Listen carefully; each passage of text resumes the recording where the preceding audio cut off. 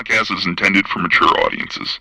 The views and opinions expressed are those of the panelists and do not reflect in any way those of the podcast partners, sponsors, or affiliates. Enjoy. Hi, this is Michael Buffer, and you're listening to the Voice of the People. Let's get ready for Boxing Voice. And do not Every day I'm hustling. Every day I'm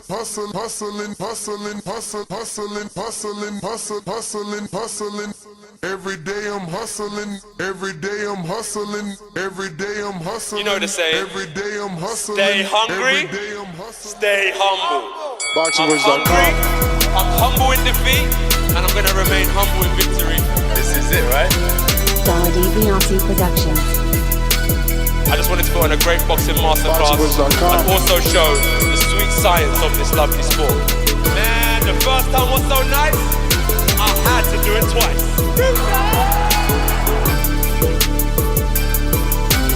I'm prepared to the best of my capability, and I pray that I get the win. Look at it, like, I love Mike Tyson, how he came into the game on some different kind of vibe. You know what I mean? But it takes a crazy man to want to fight, you know what I mean, day in, day out. The hardcore sport, as you said, no silk shoes. Ain't no other sight in the game to see the boxing boys.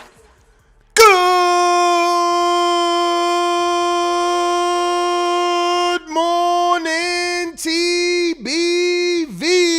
Welcome back, ladies and gentlemen, to another Sunday morning after edition where we just soak it all in, man. We try to discuss what it is that we saw Saturday night, especially when the fight was as big and as significant as this particular fight. Normally, mandatory matches aren't as significant as Oleksandr Usyk and Anthony Joshua, but with Joshua having 4 belts, Usyk being undisputed, this fight meant a lot, not only to the heavyweight division, but to Anthony Joshua himself and for Oleksandr Usyk in terms of accolades and achievements. Usyk arguably now putting himself in a category with Evander Holyfield after yesterday's performance. Many of our callers called in saying that now he needs to be talked about in the same sentence with Evander Holyfield and Holyfield's cruiserweight run moving up to heavyweight and capturing the world title. Many are saying that this was just an off night for Anthony Joshua, and in fact, he was not schooled.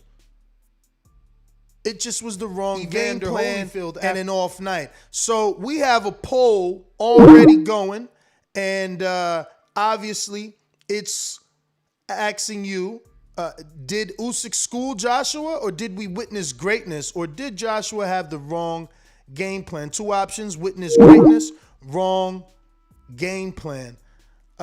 So yeah, man, this is what we're going to be talking about. I should be having some people joining us in a bit.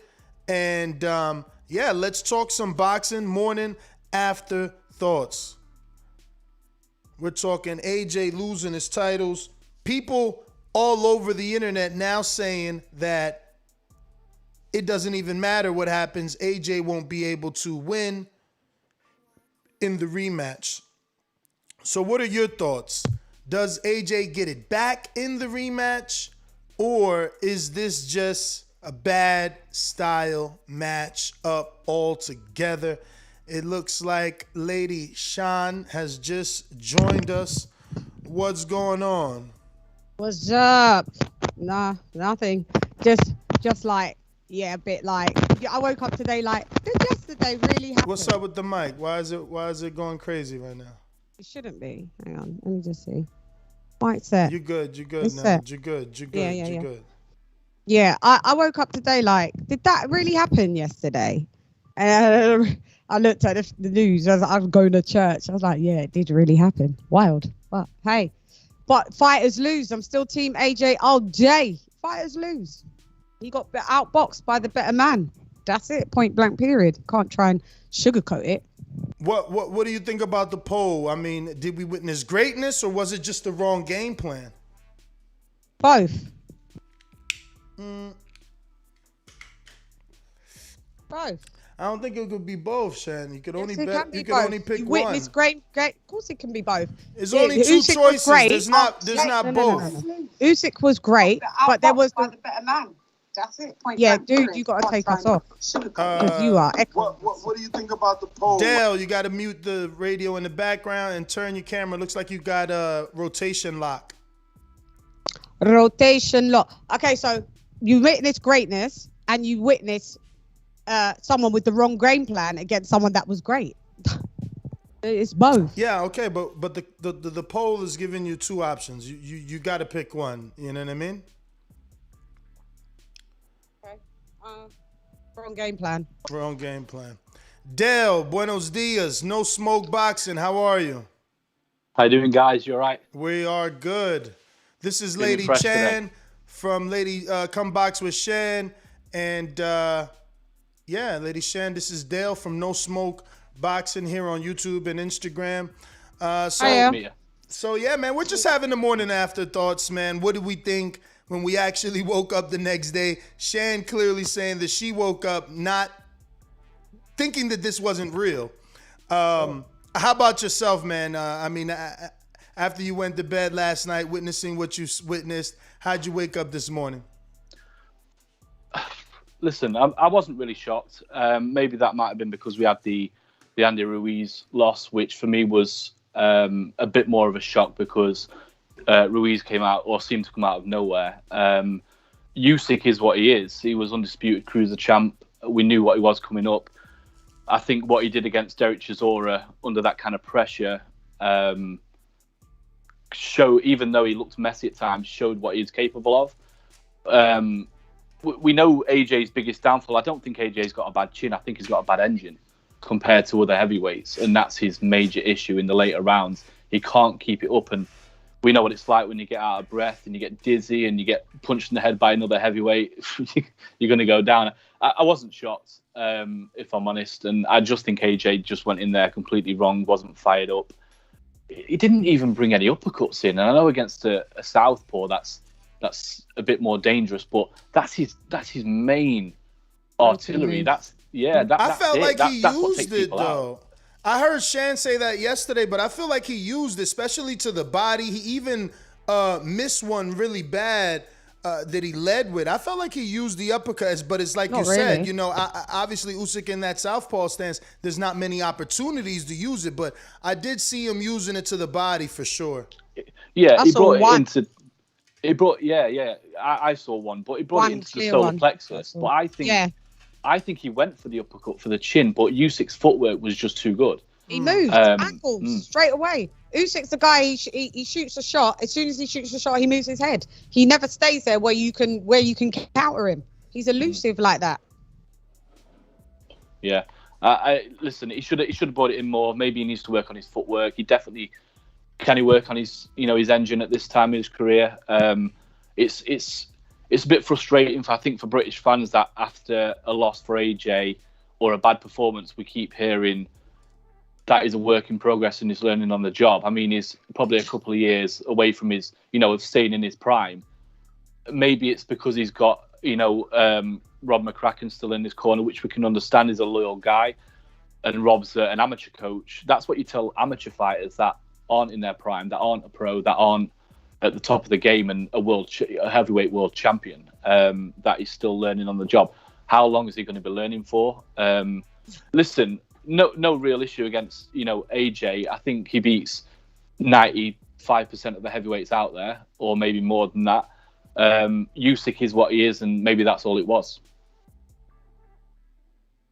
Shan?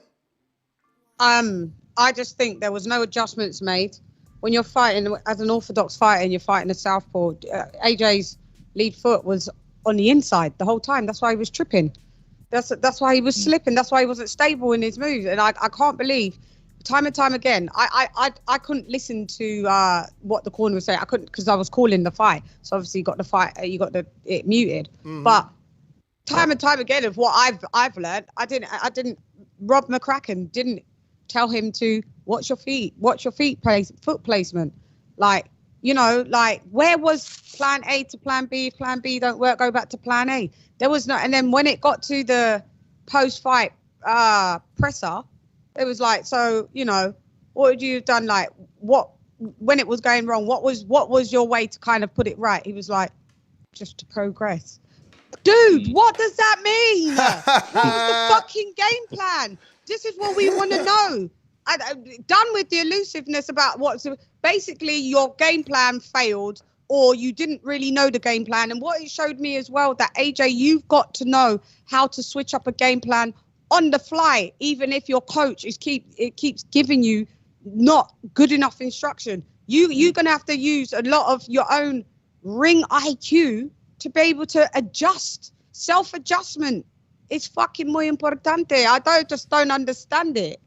So obviously these things happen, and people right away, they start saying things like he needs a new trainer, he needs a new look, bring someone in. But this is the second loss. And as good as Usyk is, people will, I think, discredit AJ because it was a smaller man moving up who didn't look good in the heavyweight or as a heavyweight. This was his best performance at heavyweight. Yeah, he didn't show us that with the last prior fight, did he? I think he learned a lot from the Derek Chisora fight. I don't know, it taught him a lesson, but that should have taught AJ. What was AJ watching? Like, Derek Chisora hit Usyk and exerted dominance and his weight and his power off the fucking rip. It's only that Derek Chisora isn't tech savvy. Like, he just doesn't have a good techers. So, you know, he gasses out. By the time he chases you down, then he can't do anything else because he's tired. But you should have. I'm sure he gave AJ advice. Why this stripping down business? I knew that was a problem. Straight away, you're trying to morph into the boxer that you're fighting. You be you. Why are you trying to transform and morph into Usyk? You're supposed to. You're 6'6". You're not. You don't gotta be. And he at weigh-in he was 240, but keep in mind he still had tracksuit bottoms on, right? Beats by Dre's over his neck. So really, we could give him the benefit of the doubt that he was about 236. Yeah, 236, maybe 237. Like, why did you go that? Like, your power didn't follow you down there. For Andy Ruiz, that was fine for someone that's massively overweight, fast hands, but not quick feet. You could outbox him like that.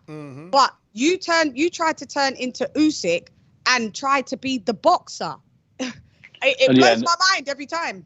And as you were saying, like, you know, in the first 6 rounds where I had it kind of even, you know, maybe Usyk was one up. In the first 6 I had him 3-3 pretty much. But listen, put that aside. As you said earlier, AJ has to have a second game plan, a plan B. You know, it was obviously not working in the first part of the fight. So he has to be able to, and whether he's getting that instruction from his corner or not, whoever's in his corner, he needs to be able to think himself, I'm the one in there and I need to change this. And as I said, you know, he didn't use his best attributes. He saw Derek Chisora, who's probably in recent years one of the best pressure fighters at heavyweight. He saw that didn't work against Usyk. Usyk still managed to get off what he needed to get off and brought them combinations in 2s and 3s. Footwork was still brilliant. That didn't work. AJ hasn't got that kind of engine and can't do that for 12 rounds like Chisora. So do something else. So that couldn't even do it. No, well, yeah. So, and that's the thing. You know, moving forward, AJ's got to change a lot for the rematch. He could do it, but I don't know if he will. Well, get rid of McCracken. Wow. Time to go now. Shan. Time to go. Come on. You gotta go. Can't we just bring someone else in? Do we really got to get rid of the guy that we started with? Can't we just bring someone else in and have Rob play the back? Maybe. Have play Rob the back. Play the back. Rob is the guy with the towel when I'm hot in the corner. You know, he massages the shoulders. But damn, they don't want to kick him out. He's been there from the beginning. He could take a slight backseat, but at the end of the day, how far do you want your career to go? Like, these dudes are making 5% of your purses every single time. Rob McCracken is a millionaire because of AJ. Like, let's get it right. Like, Rob McCracken's going to be good. Like, AJ, where do you want to go? Like sometimes, you know, I've made you a lot of money. You've made me money by giving me the tools to knock geezers out. Mm-hmm. But sometimes you gotta just clear the waters, man. There's no disrespect. There's no disrespect. I think he needs to bring in like someone for anger management. Whoa. But to make him angry, you know, I think he needs to bring in someone. What do you mean? Yeah, oh, to make him angry. To fire him up. To get the dog out of him. You mean to bring the dog out of him? That's what he needs. I think it's the sparring. I think it's the sparring. Where was it? I think it's the sparring. Listen, if you don't have a dog mentality coming into the fight, that's because you were the boss in sparring. You know, and that's what happened to Danny. If you go back to a lot of my interviews and even other people that interview Angel Garcia, he says he never brings in tough sparring for Danny because people want to make a name off the champ. They want to beat the champ up, and that's not sparring. And I get that. But at the same time, if you're dominating in sparring, you think you're doing good. So then when you get into the fight, exactly. When you get into the fight and now you're like, wait a minute, this ain't going the way sparring was. And of course not, because this guy is here to take your head off. But looks like we got Joe Habib from Ringside Reporter and Amin from Championship Rounds. What's going on, fellas? Never, never, never. The UK. Never, never, never. Bro, you sound like Soul Child over enough. It'll never be enough. Oh. Listen. That was awful. No, you're lying. That was awfully great. That was awfully great. Awfully great. Shout out to the B. I did it to you. Shout out to the B. It was awful. No, he was on cue. B. You were on Ness cue. is singing. That's why Ness thinks it's good. No, you were on cue, man. That was on point, Lady Chair. Come on, you have to listen to the pitch. I don't even know what song you didn't that hear was. me? I thought it was Soul Child the way he was like, yo, never. Oh, shit, B. Let's go. That was soul, man. That came from Lady Chan. That came from the guts. That came from the guts. It's got to go right back Beeb, there. I give you a 7, Beeb. You get a 7. I'll take the 7. Yeah, I'll give you a 4.5. 7 is good. Here's the thing. Awful. This was an astrophysicist in there with a high school student. Oh my God. Now I'm going to break this down from a technical standpoint, right? Lennox Lewis, when he went with Emmanuel Stewart, the first thing Emmanuel Stewart said to him was, you need to change your hand positioning. Because Lennox Lewis, every fight with his nose was getting busted up, he kept getting a bloody nose. So if you look at the Kronk style, they keep their back hand in front of their face like this, and then they keep their lead hand out far. So the jab has less to travel. So when they're jabbing, they're prepared to catch the counter jab as they're stepping in with their jab. And another thing is if you keep that lead hand out, if someone tries to loop it, they're going to hit your forearm, right? So you have a better defensive construct. Joshua had this ear muffy type hand positioning, number one, right? Number two, he allowed Usyk to have the lead foot outside his lead foot, which is a no-no. So he was off to the side. He was out of center line, so Joshua could not get the right hand off, right? And another thing, every time Joshua was parrying the jab, so because Usyk was using the jab in a variety of ways yesterday. He was using it as basically a throwaway punch because he'd be like tap, tap, tap, tap, tap, getting Joshua to react to it. He'd be like tap, tap, and then he'd be like tap, tap, tap, tap, kept changing the rhythm up of it, making Joshua have to keep parrying it and react to it. And then he would sneak the left hand in there because Joshua couldn't determine in time how many jabs were going to come at him. So this is what you do when you're fighting a southpaw. Floyd Mayweather did it beautifully. So you catch the jab, and as soon as you catch the jab, you go pop, and you shoot yours over the top. He just kept patting it down, instead of stepping in and shooting his jab over the top, right? And, you know, he had to have seen that this guy he wasn't going to stand in front of him. So what he had to do was he had to just try to touch him back. He was trying to land his shots too perfectly. And Usyk wasn't just going to stand there and allow him to land his shots perfectly. So he did have to get a little gritty. He did have to get a little grimy. He did have to get a little physical in this fight. But there were, a few tactical adjustments could have helped him. I'm not trying to Monday morning quarterback it here, but Robin McCracken, all he says every fight, you got to step in with the jab and follow up with the right hand. That's all he says, fight, fight. Okay, but how do I do that? Do I throw a feint? Do I catch the jab and shoot my jab right after I parry? How do I do that? Do I stop allowing this guy to keep his lead foot outside my lead foot? You got to start being a little bit more descriptive and less simplistic in the information. And Beeb, I think Go ahead, get a lot of comparisons. I know I've been making the comparisons, as far as the demeanor, at least I thought Anthony Joshua had a Lennox Lewis type demeanor, but Lennox Lewis, revealed his dog over time. However, I think that the similarity and the parallels could be there was that time when Lennox needed to make a change. Yes. So maybe if Joshua makes this change at this crucial time, and that's what I do like about his disposition. I think, at least I anticipate he'll go back to the drawing board and he'll hear the whispers. And whether him or Rob like it, I think they got to look each other in the eye and make a change, man. Well, here's the thing, right? Talk about how he's just so accepting of the defeat. But here's another aggravating thing that I keep hearing. Well, he's still learning on the job. Which one is it? Is this guy the best heavyweight in the world, or is he still learning on the job? It's one thing to improve. It's one thing to continue to gain experience. It's one thing to continue to sharpen your tools. But you're an Olympic gold medalist. You're a two-time heavyweight champion, and you got a significant amount of fights. You've been on the big stage time and time again. We're past that point of learning on the job. I mean, you should be a bona fide fighter at this point. So make up your mind, Eddie Hearn. Make up your mind, Anthony Joshua. Are you the best heavyweight in the world, or are you still learning on the job? Because these other guys are still gaining experience, but you're not hearing them say, I'm still learning on the job. It's one thing, I can get better, I can improve, but this wasn't about what Anthony Joshua didn't do. It's what Usyk did do, and that's the problem when you listen to these people, these so-called analysts and experts after this fight. It's always about what Joshua didn't do, not what Usyk did do. And another thing that frustrates me, and maybe it doesn't mean anything, I hate these immediate rematch clauses. First of all, I gave Joshua 3 rounds. You can make an argument that he lost the 5th round too, if you wanted to. I gave him 2 rounds. Yeah, I was about to say, if I gave Usyk the 5th, then he only would have won 2 rounds on my card, number 6 and number 8, right? So I don't think this fight was even remotely close.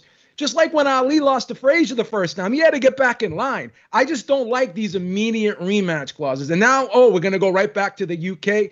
Why does this guy keep getting rewarded? Well, they losing? said that there's offers already. That Eddie was on the phone already with Saudi. Saudi wants the rematch. Again, and here's another interest. I'm sorry. I mean, here's another interesting fact about Usyk that people probably don't know. Half of his career, he's fought in the other guy's backyard. He's only fought 9 times in the Ukraine. All of his title fights have been in the other guy's backyard. This guy's never had it his way, ever. And Joshua's a guy, and people can call me a hitter if you want. The stage has always been set for him. It's always been, everything's been set favorably for Joshua. He's never had it. He's never had it the hard way. Now, you can make an argument, he faced adversity in the Klitschko fight, but you can also make an argument that Klitschko may have let him off the hook. He may have let him back in that fight.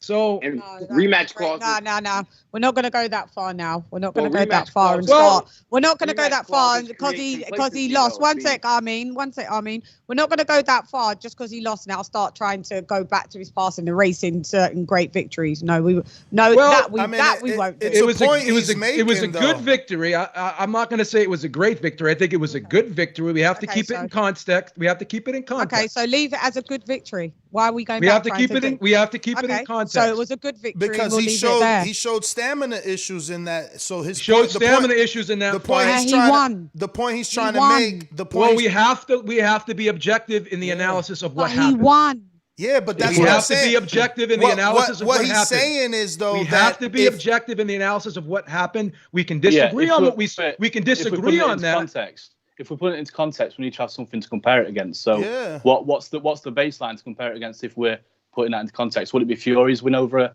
Vlad? I would say yes. Because listen, I mean, the fights didn't happen a couple of years apart. 17 months. Yeah, I thought it was the same 18. lad in there. AJ beat him more 17 convincingly. AJ beat him more convincingly, in my opinion. What?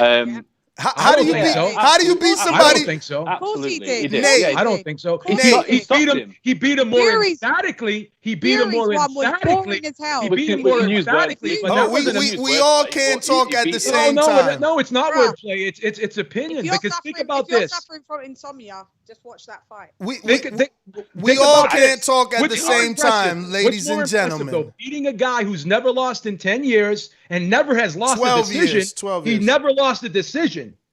Right? He's been knocked out before. But he's never lost a decision. What Fury did, Fury went in his backyard. He went in his backyard. It was in Germany. It's like me fighting in France. And he beat him 9 rounds to 3, possibly 10 to 2. It To was me, in that's backyard. impressive. Yeah. What's your name? Sorry, my British compadre. What's your name? Dale. Dale. Could you tell these Americans that like Germany is we can walk there? It's like me. It's like me fighting in France, not in the UK. It's not his backyard. He fought him in a different country. Germany is Vladimir Klitschko's home away from home. Yeah, he had a lot of fights in It's Germany. home away from home. Bruh, He had a deal. He has a deal. It's near enough similar culture. It's not that deep. I've been to Germany. I know the that's a different culture than the UK. I lived in Germany for 3 years. It's a different culture than the UK. We all can't talk at the same time. Lady Chan, you know Germany is not UK. Come on now. You know that. You know Germany's not UK. Millions of times. My aunt was in the US military. I grew up going to Germany. I was in the military too. Yeah. So I grew up going to Stuttgart. So I grew up there. I've gone to everywhere. Not the same as the UK. Not even close. Guys, one thing, because I gotta go, guys. One sec.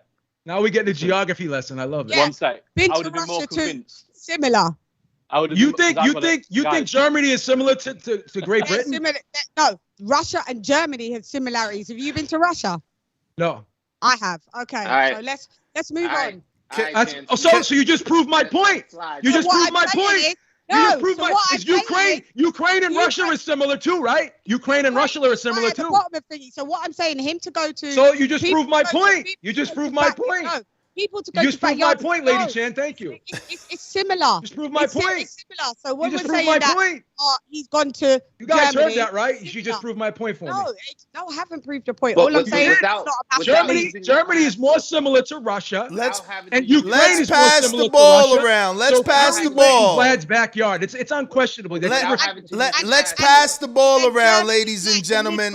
Let someone else grab the mic, Lady Shan. I love your fire. Lady I love your fire, Lady Shan. If we get in a bar fight, I'm bringing you with me. Joe, bringing you with me if we get in a bar fight. I love it. Let's let someone else grab the mic for a second, all right? Let's let someone else go ahead. I'm sorry, Ness. You know how I get fired up. Yeah. Too much caffeine So first just thing. Without the passport, and without playing semantics, the difference between emphatic and what's the other word y'all used? You said emphatic. Convincingly and emphatic. Joshua Okay, did not win convincingly. He went life and death. He went life and death. This is what I'm gonna say. Do you know what? These are I hate. Come on, let him speak, man. Let the man speak. These are objective Let scientists. the man speak. Let the man speak. Come on, y'all gotta act like grown-ups. Let that man talk. We're gonna put y'all in. You're gonna put y'all on a dating show on Friday. Don't worry about it. But just for the without your passport, emphatic versus convincingly. Convincingly was Fury because he suffered no knockdowns or no danger. Yes. Emphatic was because of the exchange of the power. Both fighters got knocked down. So again, convincingly, emphatically, I think at the end of the day, they both beat Klitschko. Yeah. They both beat Klitschko. Give them that. And I wouldn't detract from it, but I would say the questions have been there. These are not new questions about AJ. These are not new questions. AJ was never the same after that fight. He was never the same after that fight. He fought differently. I don't even know how this is a debate because Fury was the man to beat the man. AJ didn't. AJ fought someone that was lost and inactive. Like, there's only one dude to beat the reigning champ, and that was Tyson. It doesn't really matter how it happened.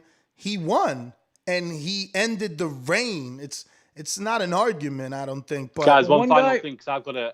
Go ahead, man. I would have been more convinced by Fury's win over Vlad if the rematch had happened, but it didn't. Fair point. And That's a just fair one point. final thing on that. I genuinely don't believe Fury will fight Usyk if he comes past Wilder. I don't think he will either. I don't think he will either. I think Wilder would fight him. I think White would fight him. I think most of the heavyweights would fight him because they want an opportunity as well. But I don't think Fury would. And listen, I'm a fan of Fury's of what he's done in boxing, and you know he's one of the best heavyweights out there technically. But I don't think he'll fight Usyk based on that. I don't think he will. I don't think he will either. But I have got to head off, guys. It's been great. All right, Dale. Let everybody know where they can find you. Leave the Americans. See you later, Dale. The Americans.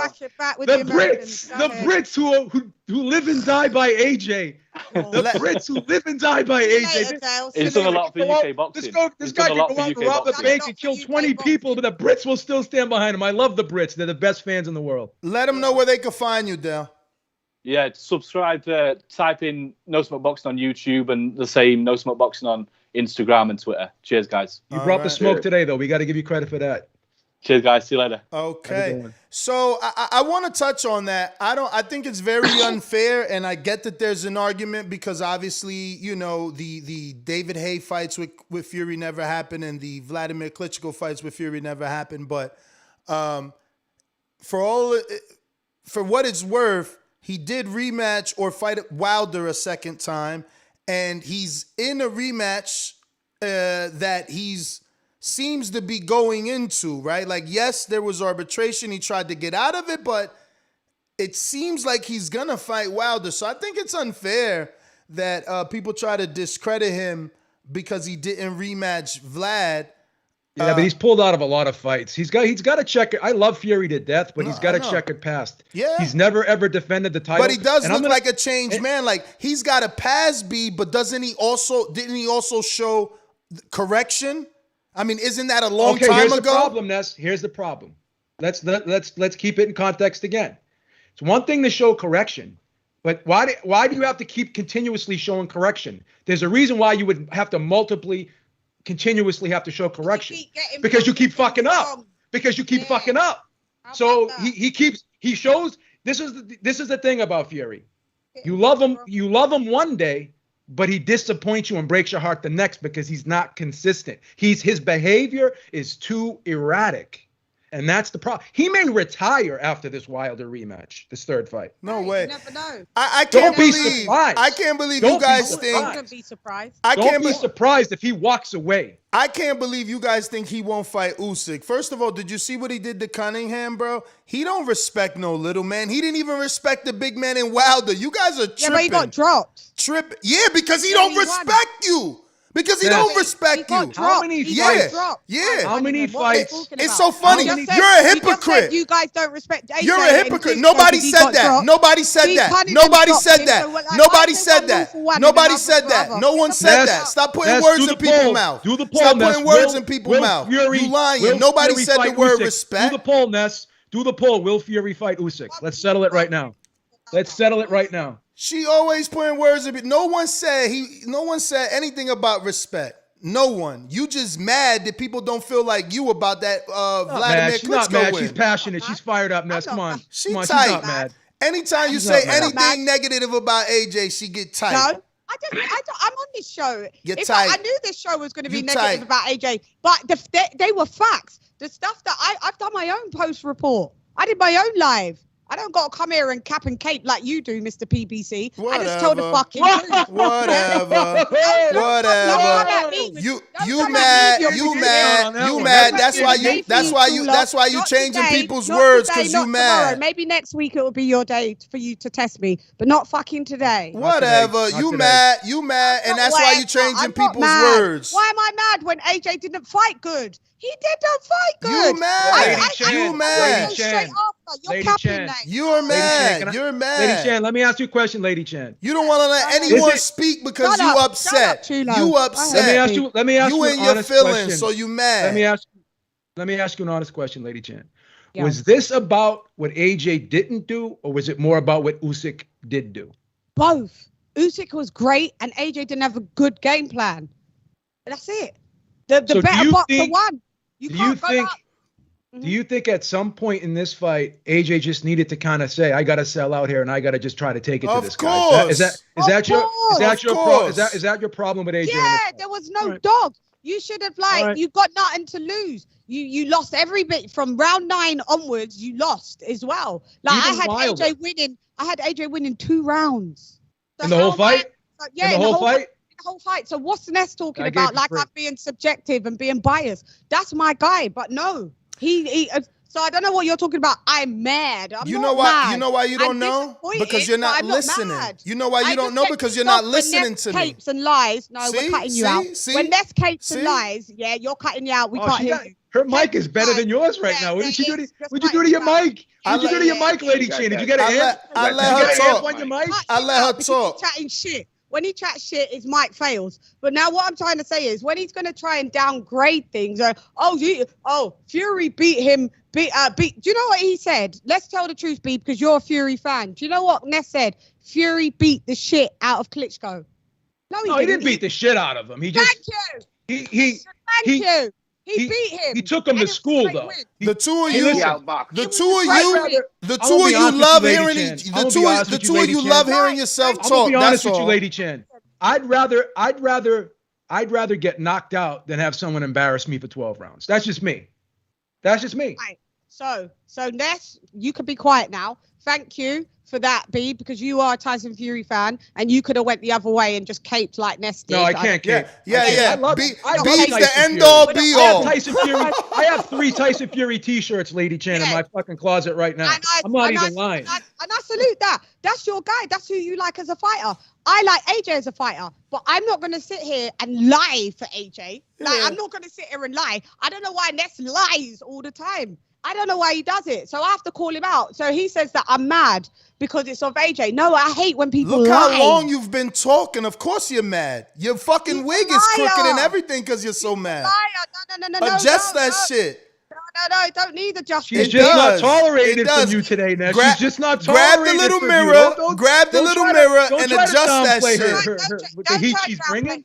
Don't try to downplay the heat she's bringing. You're on the ropes. You're on the ropes. You're looking for. I'm not downplaying anything. You're looking for the referee to break you guys right now. I'm not downplaying anything. All I see is that she's triggered. She's triggered. She's been talking for 15 minutes straight, cursing. You're a liar. Her wig is tilted. I mean, you gotta get your shit together. You gotta get your shit together. It's not tilted. Look, you are so emotional. Reel it in. We don't want to call You're so emotional. Yeah, I do. Because when he tries to be disrespectful, he'll be called a bitch. Oh my God, you're so emotional. Lady Chin, I'm taking you with. You're I'm just so gonna pay Lady Chin. emotional. I'm gonna pay Lady Chin $150 This is what happens when your favorite fighter wins. Street with me. This is what happens when your favorite fighter loses. No one's fucking with me after that. Look. Rabid animal. She's a rabid animal right now. I just fell in love with you. Look at you. I just fell in love with you right now, Lady Look Chin. at you. You rabid animal. You're my dream girl. She got rabies right now. Look at her. Look at her. Look how emotional she is. Look how emotional you are. So like, look how emotional. I just fell in love with Lady Chin, man. Oh I just fell in love with her right now. He wants me to dig a ditch and tell him about who's got a crooked fucking hairstyle or wig. He'll chuck me off the show. So let's leave it there. Let's not really go there. Because when people go like that, I dig ditches. But because there's still some what? If you talk like this, it is straight though. If you talk with your head tilted, it's straight. Yeah. If you talk with your head tilted, it's straight. You're gonna have to be comfortable with. There you go. Keep that same tilt, and it'll be straight. Keep that same energy. No, keep the tilt. Bitch. Keep the tilt. Keep the tilt. Bitch. Keep the tilt. Cause when you straighten, you gotta have to fix it like I adjust my hat. Adjust that skull cap. Right. Adjust it. Adjust your life. Ness, you gonna keep poking her, Ness? You gonna keep poking her? She's emotional. I'm not. It's not my problem. You're upset. Come on, Ness. You're upset. I'm emotional. You're upset. Look at you. Every time you get upset, look. Fix the hair. There you go. One more time. Do the flip. Fix Do the hair. flip, Lady Chin. Show them what you're all about. Do the flip. Do the hair flip. Do the hair flip, Lady Chin. There you go, baby. There you go, baby. But it's all good. This is the best show that I've ever been part of. She's so angry. He still but I like lost. It. I like a strong woman. I like a strong woman. He still lost though, B.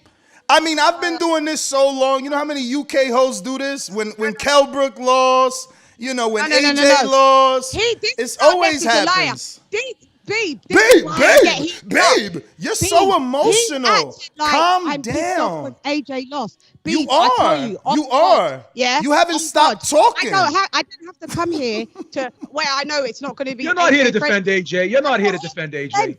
Babe, I did my own show yesterday for 5 hours criticizing the fighter that I like because he deserved to be criticized. I then came on to Ness's show straight after, whilst doing my show, said the same thing. Now I'm coming here. He's telling me I'm being emotional. Yesterday he told me, you are emotional. You calm. I don't you understand. Are emotional. Yes, you are. Let's be fair. If you weren't emotional, you would let other people talk. You would let other people talk. You would let other people talk. Let's be fair, Ness. All right. We're all emotional. Okay, bye. We're all emotional on this panel. I'm an emotional dude too. Not me. I'm not emotional. I'm not emotional at all. I get emotional sometimes when I talk about boxing. I can't lie about it. When you can't talk because your favorite fighter lost, you're emotional. That's not me. Bring it back in, Ness. Bring it back in. Now, we were talking, because she got triggered when we talked about Tyson Fury and Steve Cunningham. And I said, Fury, it's disrespectful that you guys are saying Fury wouldn't fight Usyk when Fury showed what he would do to a cruiserweight. She said, but he got dropped. So then I said, you see, you're a hypocrite because when we say AJ got dropped versus Vlad, coming off a 2-year layoff, you say it was a, what was the word you were debating? You said emphatic, she said convincing, right? Now that's the emphatic. And that's what I said. I said that. You can't be down on the scorecards. You can't be down on the scorecards, and you can't have gotten knocked down once. I said that, Beeb. Yeah. And that'd be convincing. That can't be That's not convincing. And I don't, and no one's gonna tell me that was the same Klitschko that Fury fought. I'm not gonna accept that either. I'm not. Yeah, Beeb, let me give you a pro tip, Beeb. You in your 50s, man. Stay away from them spice, man. That shit'll fuck you up real I can't bad, fuck with her. She would wear me out, bro. She would wear me out, bro. I would have to dip into the hidden Cialis stash for that one. She's too emotional. I call her a hypocrite. I like her. I call her a hypocrite. She says, "Oh, you're not respecting AJ." What in the hell? That makes no sense. You're too emotional. Listen, everybody loses. Everybody loses. We got to learn to deal with that. Bring her back. Come on. Nah, bro. First of all, we got to learn to share the mic. She didn't let Amin talk. I had to tell you guys 3 times. Bring her back. Nah. I don't want that noise right now. Bring her back. I don't want that noise right now. Later, Shan. Later. Get out of here. Later. Not right now. I don't have time for that. Like that's right. It's your platform. Ness. Yeah, no. I like boxing. I don't like arguing. I did that in my early years. I just we did that too much, Ness. You and I. We did that too much. I just want to talk boxing, man. It was fun. It was fun for a little bit, but then we started getting our blood pressure started getting higher. We started going to the doctors and getting our blood work done, and doctors were telling us our blood pressure was through the roof. We had to stop. We'd be on pills right now if we didn't stop, Ness. We'd be on pills right now. I don't like ejecting people, muting people. Like if you can't allow someone else to speak, go get on your own platform where it's just you. Because I'm inviting different hosts so we can have different opinions. I want to talk about different things. So I do want to hear your thoughts on this whole Tyson Fury won't fight Usyk, because I don't believe that. Once again, I love Tyson Fury to death, man. And I want to be wrong in my assessment of Tyson Fury, but his behavior is so erratic. Like even after the draw with Wilder, he went out there and fought 2 other fights instead of going into the immediate rematch. Now, in a case where the fight is close and debatable, I love immediate rematches. But in the case that we saw yesterday where the fight was decisive, I hate immediate rematches. So, Fury's broke my heart and let me down time and time again over the years. As much as he's given me high moments, he's also given me just as many low moments. So I can never, ever get my hopes up high when Fury says anything. And even when he made that video and said that the Saudi fight was done, I've been telling people for months, even beforehand, that Fury AJ fight was never going to happen. Never going to happen. And everyone was everyone was saying that, oh, Beeb, you don't want, no, I want to be wrong. I wanted Usyk to do what he did yesterday because you know me, no one loves the upset more than I do. No one. I wasn't happy about that. I'm going to go another way. I'm going to go another way with it. And I think Fury does take the fight because, he's a bit of a gambit. You'll never know what he's going to do. The right hand don't know what the left hand's doing. But one thing about him, he's confident as shit about his boxing abilities. Well, look how close this poll is, Amin. I don't mean to cut you off, but look how close the poll is in the chat. Like the public perception of Fury, there's not a lot of faith in him. 237 people voted in that poll, and it's 55-45. It shouldn't be like that. It shouldn't be like that. But here's what happens. And again, I'm not the biggest Fury fan, but I'm damn sure a fan of boxing. When he shows up, he shows up. Yeah. You get what I'm saying? When he shows up, he shows up. And like I said, he stands behind his ability. He tell motherfuckers, yo, I'll smash you and you in the face. You're both bitches. I'm going to do this to you in one night, do this to you tomorrow, do this to that. And for the fights that he do show up to, he kind of do that, though. And he's another guy that'll go. He's another guy that'll go in your backyard and take it from you. For me, Fury is also a guy that rises to the challenge. Like with AJ, he always knew he could beat him, but then Ruiz beat him, so that win wasn't there for him. Usyk is undefeated. You know, if he can get past Wilder, I think that the scalp of Usyk may be worth it to him because he's undefeated now and he has all the heavyweight belts. I don't know. I see Fury as the guy that does what you guys think he wouldn't do.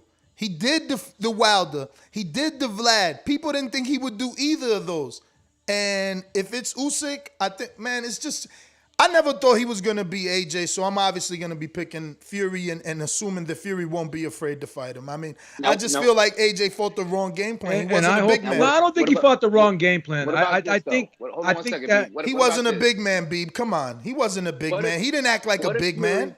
Yeah, that's a good point, too. What if Fury comes back? He didn't even try to be a big man. You're right on that. Fury comes back, he beats Wilder, and then he says, you see what I'm saying? When I tell y'all I'm going to smash his face in, I'll smash his face in. That's why I didn't fight AJ. And suppose he says, I'm not going to fight Usyk because when I tell y'all I'm going to smash somebody's face in, I'll do it. He can't beat me. I'm just going to retire. Does anybody believe him that he just wants to retire, or do they look at that as a duck? Yeah. I'm going to go. I'm going to go off topic. I'm going to go off topic here. And, you know, one thing that I do like is, you know, when you look at Joshua, right, and he gets these rematch clauses, but he always, no one ever says he don't deserve these rematches, but everyone was sitting there throwing Wilder under the bus saying Wilder doesn't deserve his rematch. Yeah, they say he should move on. So why does Joshua continue to get the benefit of the doubt in these decisive because losses? He's always had the rematch clause. He's always had Wilder the rematch. Can't get his rematch. It's because he's always had the rematch clause, and we know that's the way that he operates. Well, why is it so accepting that he continues to get the rematch? Are you saying that we're just conditioned to it? Is that why? I think so. Okay. I think so, and he has the majority fan base, or at least the majority internet active fan base. So, you know, they defend him heavy. But you're absolutely right. You know, no one ever is upset. I hate the double standards with that. That pisses me off. I'm not mad. I'm not mad that Fury and Wilder are fighting a third time. I'm not mad about that. Think about this, B. And I mean, answer this. They both got their ass kicked. So does one deserve the rematch more than the other? No. Well, there you go. No. There you go. But let me get to these super chats, man. I got quite a few. So we're going to start with No Smoke Boxing. It says, do we think Eddie has another star to focus on if AJ loses the rematch? And Conor Benn is the next star they need to focus on, right? Ness, can I ask you a question? Maybe you know this, maybe you don't. Is Usyk signed to Matchroom, or does he just work with Matchroom? No, he's not signed. Remember, after the Hunter thing, they were both free agents. Okay, because I wasn't quite sure about that. Yeah, he should just be with K2 Promotions. We got Jaguar Paul that says AJ is a lollipop. The man has no killer instinct. Windmill Wilder fans got it twisted. Usyk would have made his bum ass look goofier. But here's the thing about Wilder. Let's be honest. He going out on his shield, man. He gonna try and take your head off at least. Like that's what I was just about to say. Even when he was getting hurt and he was getting roughed up in the Fury fight, he was still stepping in, throwing hard right hands. Mm-hmm. He was trying to fight him. Yep. He was trying to fight him. D Styles? That's D-Styles. What up? That's the El Capitan of HCP, everybody. What's going on, brothers? How's it going, man? How's it going? All How you good, doing, brother? all good, man. Good to have you on. Doing good, man. Witnessed a great performance and by Usyk yesterday, and he proved a lot of people wrong, including myself. I felt AJ was going to win. I thought Usyk would give him a good fight, but I didn't think he would do that. He truly outclassed him in that fight. Let me get to the super chat here. I got Boom, $5 super chat. He says, to the lady, I give you cool points for coming on. You're tough for coming on after AJ getting spanked. Much love. You a true champion. I don't know about all that. She definitely got emotional. We got George Foster. So before I get to that, what do you think about this whole poll, D-Style? Do you believe Fury, if he wins, would fight Usyk, or do you think that he wouldn't fight Usyk? Look, I do think he would fight Usyk, but will he?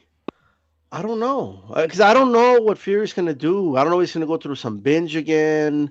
I don't know if he's gonna Come on, guys. You guys I don't know. He hasn't been on a binge in a long time. Like, why do we keep bringing up his past? Like, isn't it unfair? It's like a guy that goes to jail. Like, doesn't he get a second chance? Yes, you're not the least bit skeptical of Fury. I'm giving him another chance, B. It's just like how many chances you going to give him, Ness? It's only one. It's only one. Ness. He went away, 3 years off. You know, it's at least a second chance. Nah, listen, him going away. No, this is a third chance, actually. Him going away for 3 years, that was the big one, the real one. Him being 400 pounds, we seeing it. This wasn't a Ryan Garcia story. We seen it before our eyes. The man out there partying, drinking. We seen how big he got.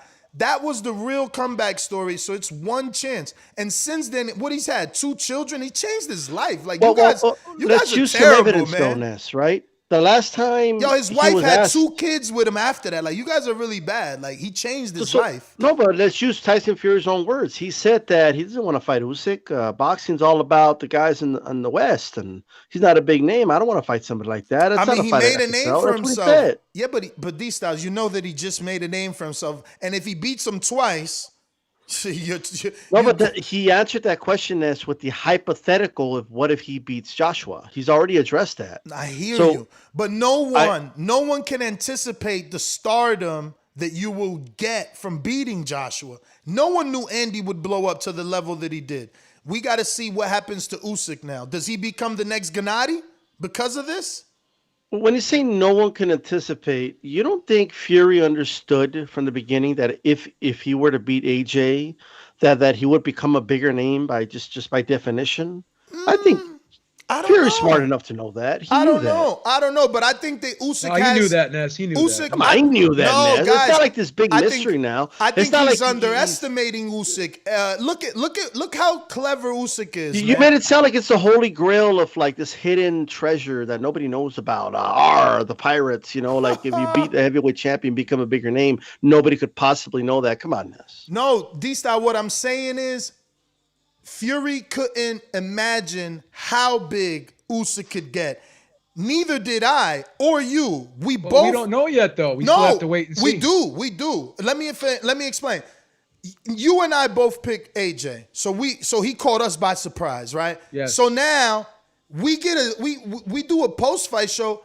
Americans are calling in comparing this dude to Evander, and not in a disrespectful way. Like, we might have to compare him to Evander. Like, he's him and David Haye the only one, and this run is better. So I don't think even Fury knew that Americans would be open to embracing Usyk off this win, because we had to see how, like, he literally outboxed the dude 9-2. Like, you got to give that dude credit. You know what I'm saying? I don't know. I hope you're right. I hope he, like, after he beats, which is not a guarantee, by the way, but let's say he does beat. I don't think it's a guarantee. People think it is, but let's say he does beat Wilder. Right? I hope you're right. I hope we do get the fight. I hope we get undisputed. But again, I mean, this is so, like, anyone who says the following: after I won the heavyweight championship of the world, I didn't know what to do with myself. Like anyone who says things like that. Like, let's say he beats, Wilder, and in his mind, that validates everything for him. He doesn't have to prove anything to anybody anymore. he may not fight again. We just don't know. I don't know, man. Fury's named after Tyson, bro. Fury respects the American legends. With the fact, I hope you're right, Ness. With the fact that Usyk is transcending into that Evander Holyfield talk, nah, man, he's gonna come get that scalp. That's a challenge that he knows he can defeat, and it's like, oh, I'll put that on my resume. This is easy. This is Ness, nothing. do another poll. Who would win, Usyk or Holyfield? Yeah. Do another poll. Who would win? Usyk or Holyfield? Man, Holyfield beats the shit out of Usyk. I think Usyk would beat Holyfield. No way, bro. I'm kind of split on that. Like I said, man, I think Fury takes the Usyk fight, but I don't think it's because he's a historian I just think because, like I say, he bets on himself.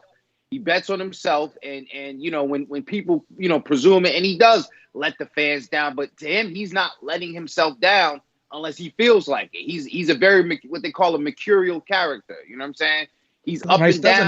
That's a nice one to meme. I like that one. You know, I'm eloquently profane, you know. But he ain't lying too. He was amazing on boxing bars. My man's a lyricist. Yeah. He articulated very well how Mean Machine was gonna give Crawford Ortiz all types of problems. You know what I mean? It was well articulated, but it just didn't quite happen that way. Yeah. Well, these styles, we got to adjust for inflation then, I guess, brother. Right. Yo, I love those little, he had to be on the show to know those shots right there. Both of those shots, you had to be on the panel to know. The inflation argument, I love it, man. So I did the opposite poll, man, because I think that Evander Holyfield was just too active, especially when he was in close. He was this big, man. He was so massive, and he would just do. You know, he would let those right and that left hook and that right back hook go on anybody he fought. And I think that was just too much for Usyk. But I want to see what they think about Usyk versus Wilder. And Dan, they think Usyk would beat Wilder. I don't see it that way, B. But I feel like, look at what Wilder did to Stavern, and obviously Stavern isn't Usyk, but when he does go into the high guard, Wilder hits that guard, whether you got it up or not, and he doubles the right, where AJ didn't do that. And I felt like this guy is so small, because at times AJ would hit him on the guard and Usyk would go to the side. So imagine like just doubling that shit so he can feel two heavyweight right hand. His face was busted up. Let's not act like his face wasn't all beat up, you know what I'm saying? I don't know that he can take much more of that type of punishment from a heavyweight that's really letting hands go on him. I feel like AJ gave him, you know, a lot of chances. But come on, man. Look at that face right there, bro. And Fury showed no respect to Cunningham. Forearm on the throat, hitting him off the ropes. You know, look, no respect. And yeah, he went down, but that's because he was trying to go for the kill. You know, I don't know. Wilder's got that kind of threatening power that if he hits your guard, for sure, like, you know what I'm saying, it's going to make you think about, you know, protecting yourself at all times. You know what I'm saying? It's going to make you think about how and when you move, because you don't want to be vulnerable.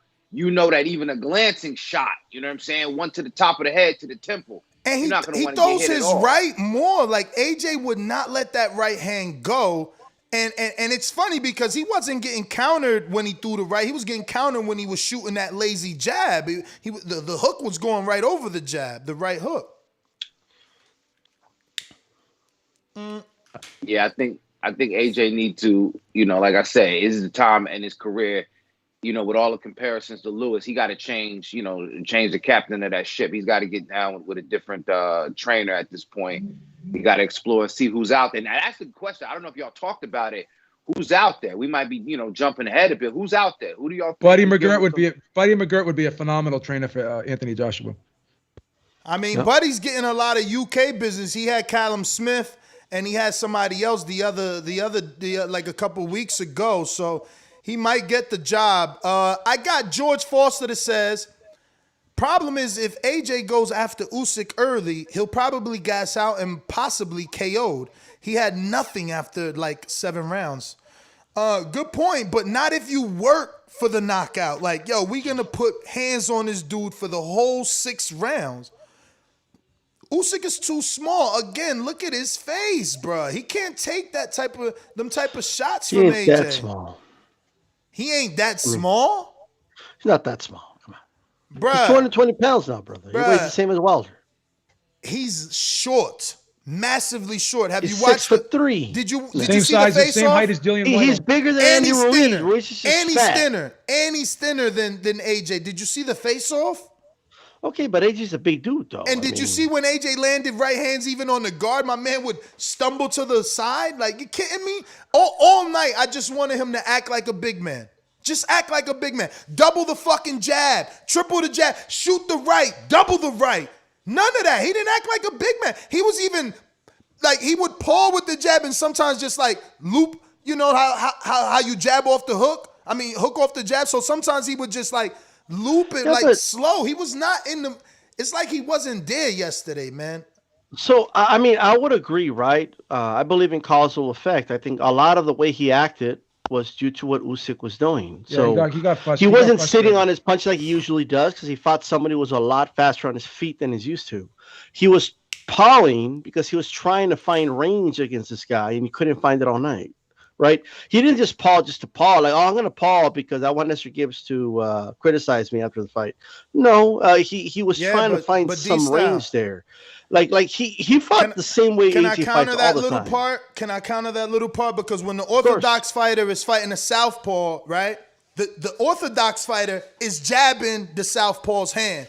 But you only got to do that 2 times, and you know that your range is there. Let me tell you, my friend. If you jab and your fucking jab, but he's always been inconsistent with that jab. He's never really committed to it. He's always fought with a level of indecisiveness, and you could see it at points in fights where his confidence has been shaken. I can't argue against that. I just want to say, if you jab someone's jab, right, and the southpaw pulls your jab. Now I jab that again, and he pulls my jab. You're right. Everything you're saying is right. I know I'm in range. But history has shown us that AJ has pawed with that jab historically. He's been lazy with it. He's never been consistently committing to that jab in fights. Why can't people just I don't mean you guys, but just in general, why can't people just give credit to Usyk for being a superior boxer to AJ? He proved it. It's not what AJ didn't do. Because it's what he didn't do. It's what Usyk did do. I disagree. But to support what Ness said, and at some point in a fight, you got to sell out. When the technical game plan is not working, you got to try. You got to gamble a little bit, and he doesn't have that. Like Ness said, I think he doesn't have that dog. He needs to have that dog in him. Wilder and Fury, I've said this before. I think Wilder and Fury do have that dog in them. I just don't think Joshua does. D-Style, let me tell you. You know that there was only one time Usyk's back touched the ropes? When have you seen a heavyweight? First of all, when have you seen a heavyweight fight fought in the middle? And Usyk didn't let him. Okay, but when have you seen a heavyweight fight fought in the middle, let alone with a smaller dude controlling the pace and the range? My argument is this. He gave up, man. He gave up. My argument is this. He got frustrated, right? He got tired, and the shot started having an effect on him. So I think psychologically he was taken out of that fight. You could look at the body language. I know people don't like to look at body language, but look at his face. He had a look of discouragement in his face. He went back to the corner. He had a look of confusion on his face. At that point, he was mentally checked out, in my opinion. Now, other fight like Ward, when Ward got knocked down in the second round against Kovalev, he was poker faced. But Joshua wears his heart on his sleeve, and he just. I don't want to criticize the guy, but these guys have different levels of mental strength. And Joshua, just isn't that dog. Like you could say what you want about Wilder, but Wilder has a dog in him. He kept trying to fight Fury in that second fight. He kept throwing big right hands. But I think what it is, guys. I think he had a hard time with what Usyk was doing, resetting. He's a little more robotic. Usyk's more fluid than him. The little subtle moves that Usyk was doing was forcing him to constantly reset, and he was so unsure of throwing a punch because he wasn't confident that it would get there. He tried to be too perfect with his punches. He needed to just throw punches just to touch and make contact. Usyk was using a lot of throwaway punches. Joshua was not. He kept trying to land every shot perfectly. So in fairness to Ness, and I don't want to put words in Ness's mouth, but I believe you're talking about the strategy. The strategy he came in with was the wrong strategy. Absolutely. And that I do agree with. Like if you're the bigger guy, then you should use your size. First of all, guys, he's the A side. Look at the size of that ring. Who was in charge of giving Usyk that much room? Like I'm not exaggerating. Hey, Saunders had a big ring against Canelo, right? I'm not exaggerating. But I only seen him too. one time on the ropes. One time. This speaks to more of the psychological aspect of Joshua. I think in the back of his mind, he thought he was going to outbox him. He said it, Beeb. Okay, but here's another factor you have to keep in mind, because history has shown us this too. He's always had that lull in the mid rounds where he fades, right? Because I think he always, same thing with Klitschko, how he changed after he got knocked out a few times. I think in the back of Joshua's mind, he's always concerned about gassing out. So that's why he's always going to fight more reserved now. People say, oh, well, he should have just stepped to him, should have fought more aggressively. He should have fought like the bigger man. But when you do all those things, you expend more energy. And he may be a little bit cautious, and he may be overly concerned that gas tank will not be full if he does do those things. So he's concerned about gassing out, in my opinion. I really believe that. I just feel that, obviously, do I think Joshua could do better in a rematch? Yes, but can he beat Usyk? After what I saw yesterday, I was going to say last night, but after what I saw yesterday, I don't believe so. I don't think he has what it takes to beat Usyk. Usyk if he fights more aggressively, he'll gas out. If he fights more aggressively, he'll gas out. Nah, man, he's going to handle that shit early, bro. He's not going to do that again. Believe me. He's going to come in. He'll gas out. He'll gas out, bro. I don't know, man. It's hard to deal with a true heavyweight, man. And he didn't give Usyk that. You got to get Eddie to get you a fucking 18-foot ring on the inside, 20 on the outside, right? Or 21 on the outside. Or 16-footer, man, and go in there and be a big man. If that was an 18 by 18, he would have been knocked out, Ness. Ask yourself this question. Dog, Joshua only got hurt like that at the end. I mean, I know he got stumbled, you have to ask yourself this question. How much did Usyk really move in that fight? He was moving subtly. Yeah. He didn't use the outer perimeter. No, I know. These guys fought in the center of the ring. Because they AJ fought in the center of the ring the whole fight with probably 3 clinches if you were going to count. No, and I know, Beeb. You know why? He said it in the post fight. He thought he was gonna outbox him. He said, "I wanted to outbox him," but that's why the ring was big, because he wanted to outbox him. That's why they fought in the center, because he wanted to outbox him. And you seen him when Usyk would get low, he would get low. He was actually mimicking Usyk. But Usyk was actually out fighting him too, especially in the later rounds, because he was throwing in combinations. Usyk hurt him way more than Joshua hurt him. Yeah, absolutely. And he throwing combinations. That's the thing. I just feel like if he comes into this fight as a big man, treats himself like a big man, treats his opponent like a big man, like he's a big man, and the opponent is a smaller man, he will have much more success. I will agree with you, Ness, because I did feel I did feel that he would be clinching a lot more in the middle rounds. I thought he would tire him out, but maybe he just came out with a point to prove, right? Which fighters tend to do. Yeah. And it wasn't going his way. And by the time he said, you know what, I need to switch this up, it was too late. He was already tired. It was already. And here's another thing. Once again, the whole learning on the job thing, right? Are you either the best heavyweight in the world, or are you still learning on the job? Like at this point in your career, you got to have the game plan down. You can't be second guessing yourself at this point in your career. I mean, Fury doesn't second guess himself. He's able to adapt. He's able to fight differently in each fight. At this point, if you're going to be an elite fighter, these aren't things that you hear from an elite fighter. I mean, you have to be able to at least switch the game plan up once you know it's not working, or at least try to. Now the question remains, though, did he try to? Who knows? This was like Shaq trying to run point, trying to dribble his way through, you know what I'm saying, back in the day when he was playing for Orlando, before he realized he was a big man. Sometimes as a big man, you can have athletic tendencies, but you got to stay within your strengths.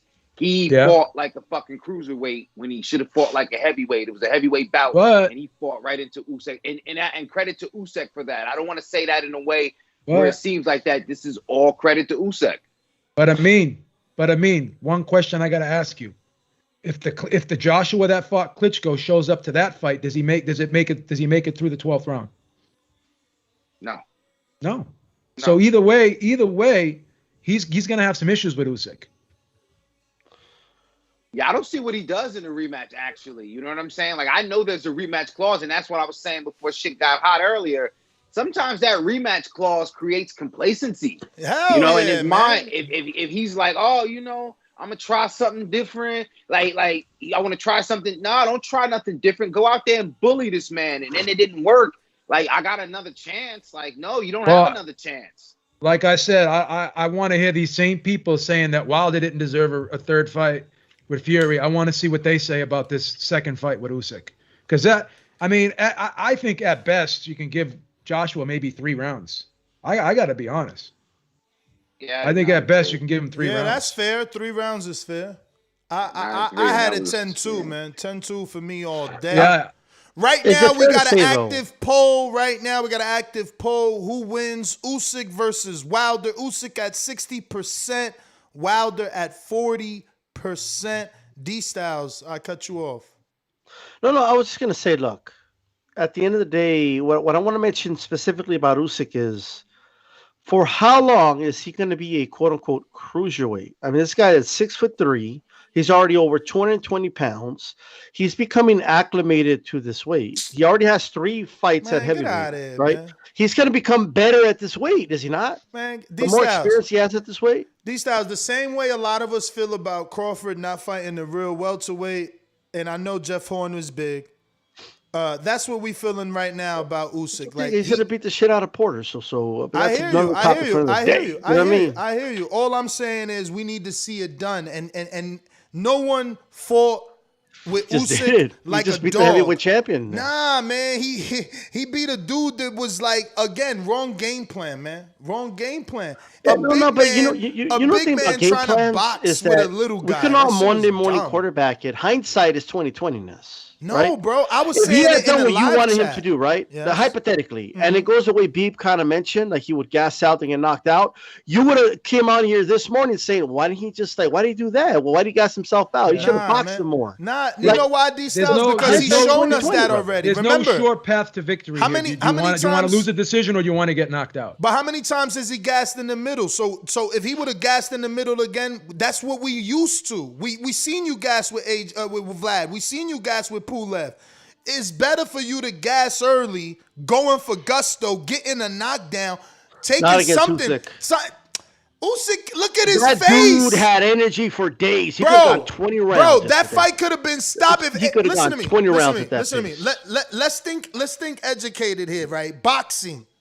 If AJ just gets behind his jab more assertively, keep in mind he already broke Usyk's. It was broken from above the eyebrow. Let me put the picture up. They had to stitch it all the way through. All he got to do is get assertive with the fucking jab, bro. They could have stopped it on the cut. Like, he never fought aggressively at all, ever. But when he did that against Klitschko, he gassed and he almost got knocked out. Klitschko wasn't let him off the hook. If Klitschko wasn't cut, was just throw an assertive jab. You don't think he would have done it? No, D-Style. Klitschko wasn't cut above the eye. Look at the picture, my friend. You got to do. Joshua's eye was closed. You could have literally had the meat hanging. But Joshua's eye was closed, man. Late in the fight. That's late in the fight. No, just because Ness did that, right, against Dubois, right? Because I saw you fight Dubois and you did that to him, right? And I was fine. But with Joe Joyce, that's what you're saying. You should have kept jabbing him in the same spot. Yes. Right? Everybody does that. You target the cut. But if the guy's not going to stand there and let you do that, then you can't fucking do it. He kept moving. No head movement, brother. That dude was like a heavy bag with arms. Like Usyk was moving, brother. I hear you, man. You'll see in the rematch, man. I'm picking AJ in the rematch. Believe me. Joshua gets stopped in the rematch. Joshua's getting knocked out. Now, let me clarify this, Ness. You have AJ in the rematch, right? Yeah. So if he does the same thing again or he gets stopped, right? I don't want to hear Nestor come on here. Look, I had him, but he just did the wrong game plan. If he would have done what I said. No. If he comes out, you can have the best game plan in the world. If the guy across from you was not allowing you to implement that game plan, but he was. BB was right there. It's like you said. No, he was never right there. He was always off to the side. Look at his foot positioning. AJ just was not committing. Look at Usyk's foot positioning, where he kept his lead foot outside of Joshua's. His head was off center line. Joshua was frustrated. He couldn't touch him. How many times? What you're saying is that it was so obvious and it just went over like AJ said, is what you're saying? What I'm saying is he was what you called finding range too much, would be referred to as his inconsistency. That was his downfall. Usyk was always been his downfall. Usyk was right there. He would be touching Usyk in the gloves. There's always been that. There's always been. You go look at any Joshua fight. Go look at the Povetkin fight. There's always that lapse where he just. Well, that was his downfall because his target was right. I was saying that Usyk was right there. He was touching him in the glove. He just never. Tell me when you really seen him commit. He barely committed to anything. Usyk I was even in the live fight chat. He kept bro. Let him finish his point. In the live fight chat, D-Style, I literally said, like, bro, he's not even talking with the waist. It's like arm punches. Like, he's throwing the right off the shoulder. He wasn't giving you the whole fucking Why was he doing that, though, Ness? Because he was unsure of himself. All right. He was unsure. Why was he unsure of himself? Because Usyk was frustrating him. He gave him too, and you know why? Because he gave him too much respect. What I'm saying is, throw caution to the wind. Be the big man. You know, listen. Think about this, right? How many times do we see a right-hander, an orthodox fighter? You know, he shoots the jab, right, B-hop style, either lands the right or doesn't land the right. Now he's chest to chest with his opponent. He was fighting the same way he fought against Usyk that he fought against Pulev. Here's what I'll agree with Ness on. Bro, if he tries to outbox Usyk, he has no shot to win, right? But if he tries to use his size, I agree with you, Beeb. He's running the risk of getting knocked out, but he's got a better shot. He may overwhelm Usyk and get the stop. I agree with that as well. Think about Vladimir versus David Haye. Every time David Haye got under, Vlad leaned on him. David Haye had to drop to his knees, bro. Be a fucking big man. He never clinched them and leaned on them. He never clinched and fought on the inside. Like what Fury did to Cunningham. Somebody grabbed him and leaned on him. Somebody got to teach him how to fight on the inside. Every single clinch he didn't fight on, he just clinched. The fuck? You the bigger man. Clinch on the inside and beat that little dude's body up, man. And you know what? To his credit, when did he shove? Chisora fought a better fight because he's a better inside fighter. When did you see him shoving? Did he even shove? Like, he didn't even fucking shove him to the ropes, bro. You know what I think happened? This is my hypothesis. I think he was trying to figure Usyk out to outbox him, and his software got fried. Like, he couldn't figure it out. He couldn't figure out the angles. That's what happened. But even in the Parker fight, even in the Takam fight, when those guys got in Joshua's chest, he still wasn't physical. It's just not in his makeup to fight like that. And I don't know if you could teach him to fight like that now at 32 years of age. He's never been this physical guy who will grab and maul and push and walk you back like Fury. When the finesse doesn't work with Fury, what does Fury do? Like when Cunningham was winning the boxing match, Fury turned it into a fight. He would grab him, hold him, and hit him. He would maul him. He would lay on him, put his weight on him. Joshua, no matter who he's been in there with, has never, ever done that. He needed to do that in the Takam fight. And he couldn't do it, right? I mean, how old was Klitschko after his second loss? Like, remember when he got with Emmanuel Stewart? Yeah. Was he around the same age? A little younger. Maybe a little younger. And he did kind of, adopt what Stewart taught him, and he went through a tear, right? He went through a long, boring reign, but it was still a long reign. AJ's going to hire Malik Scott, man. AJ needs to hire Buddy McGirt. Speaking of Malik Scott, he posted on his social media, and I'm paraphrasing, like, anybody hitting me up to clown AJ or say that AJ's a bum, you'll be blocked. You fickle human. Zeno Gray with the super chat says, fan of both seeing AJ get beat hurt my feelings. I hear you, champ. I hear you. D-Style, you was up with another one saying maybe you want to just go ahead and talk to us about it, about Russia being the same, I think. No, well, I mean, look, just my opinion, but I think Lady Chan made an inaccurate statement that Russia is just like Germany. That's not true. Come on. That's like saying that California is just like New York, even though they're both in, like, I mean, it's not this, like if a California fighter is trying to fight from New York, you can't say, wow, it's both in the United States. She was trying to say Germany was just like Great Britain, and I've been to both, and they're just not the same. But all I was saying was, if Germany's the same as Russia, why did Povetkin's promoter pay so much money to get the Povetkin fight against Klitschko in Russia? If it's the same thing. You know what I mean? Why would he spend millions of dollars? But I think she got caught up trying to just like be right, I guess. Part of Germany. This is the interesting thing about Germany. Part of Germany is in Eastern Europe, and the other part of it is in Western. So there are parts of Germany that are very similar to Russia, but as a whole, they're not the same. I lived in Germany. I lived in Germany.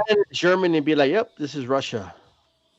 No, but again, it's some people would consider part of it, like Frankfurt and stuff like that, is considered like it's comparable to the Eastern Bloc a little bit. The culture. And I just want to comment on this really quick.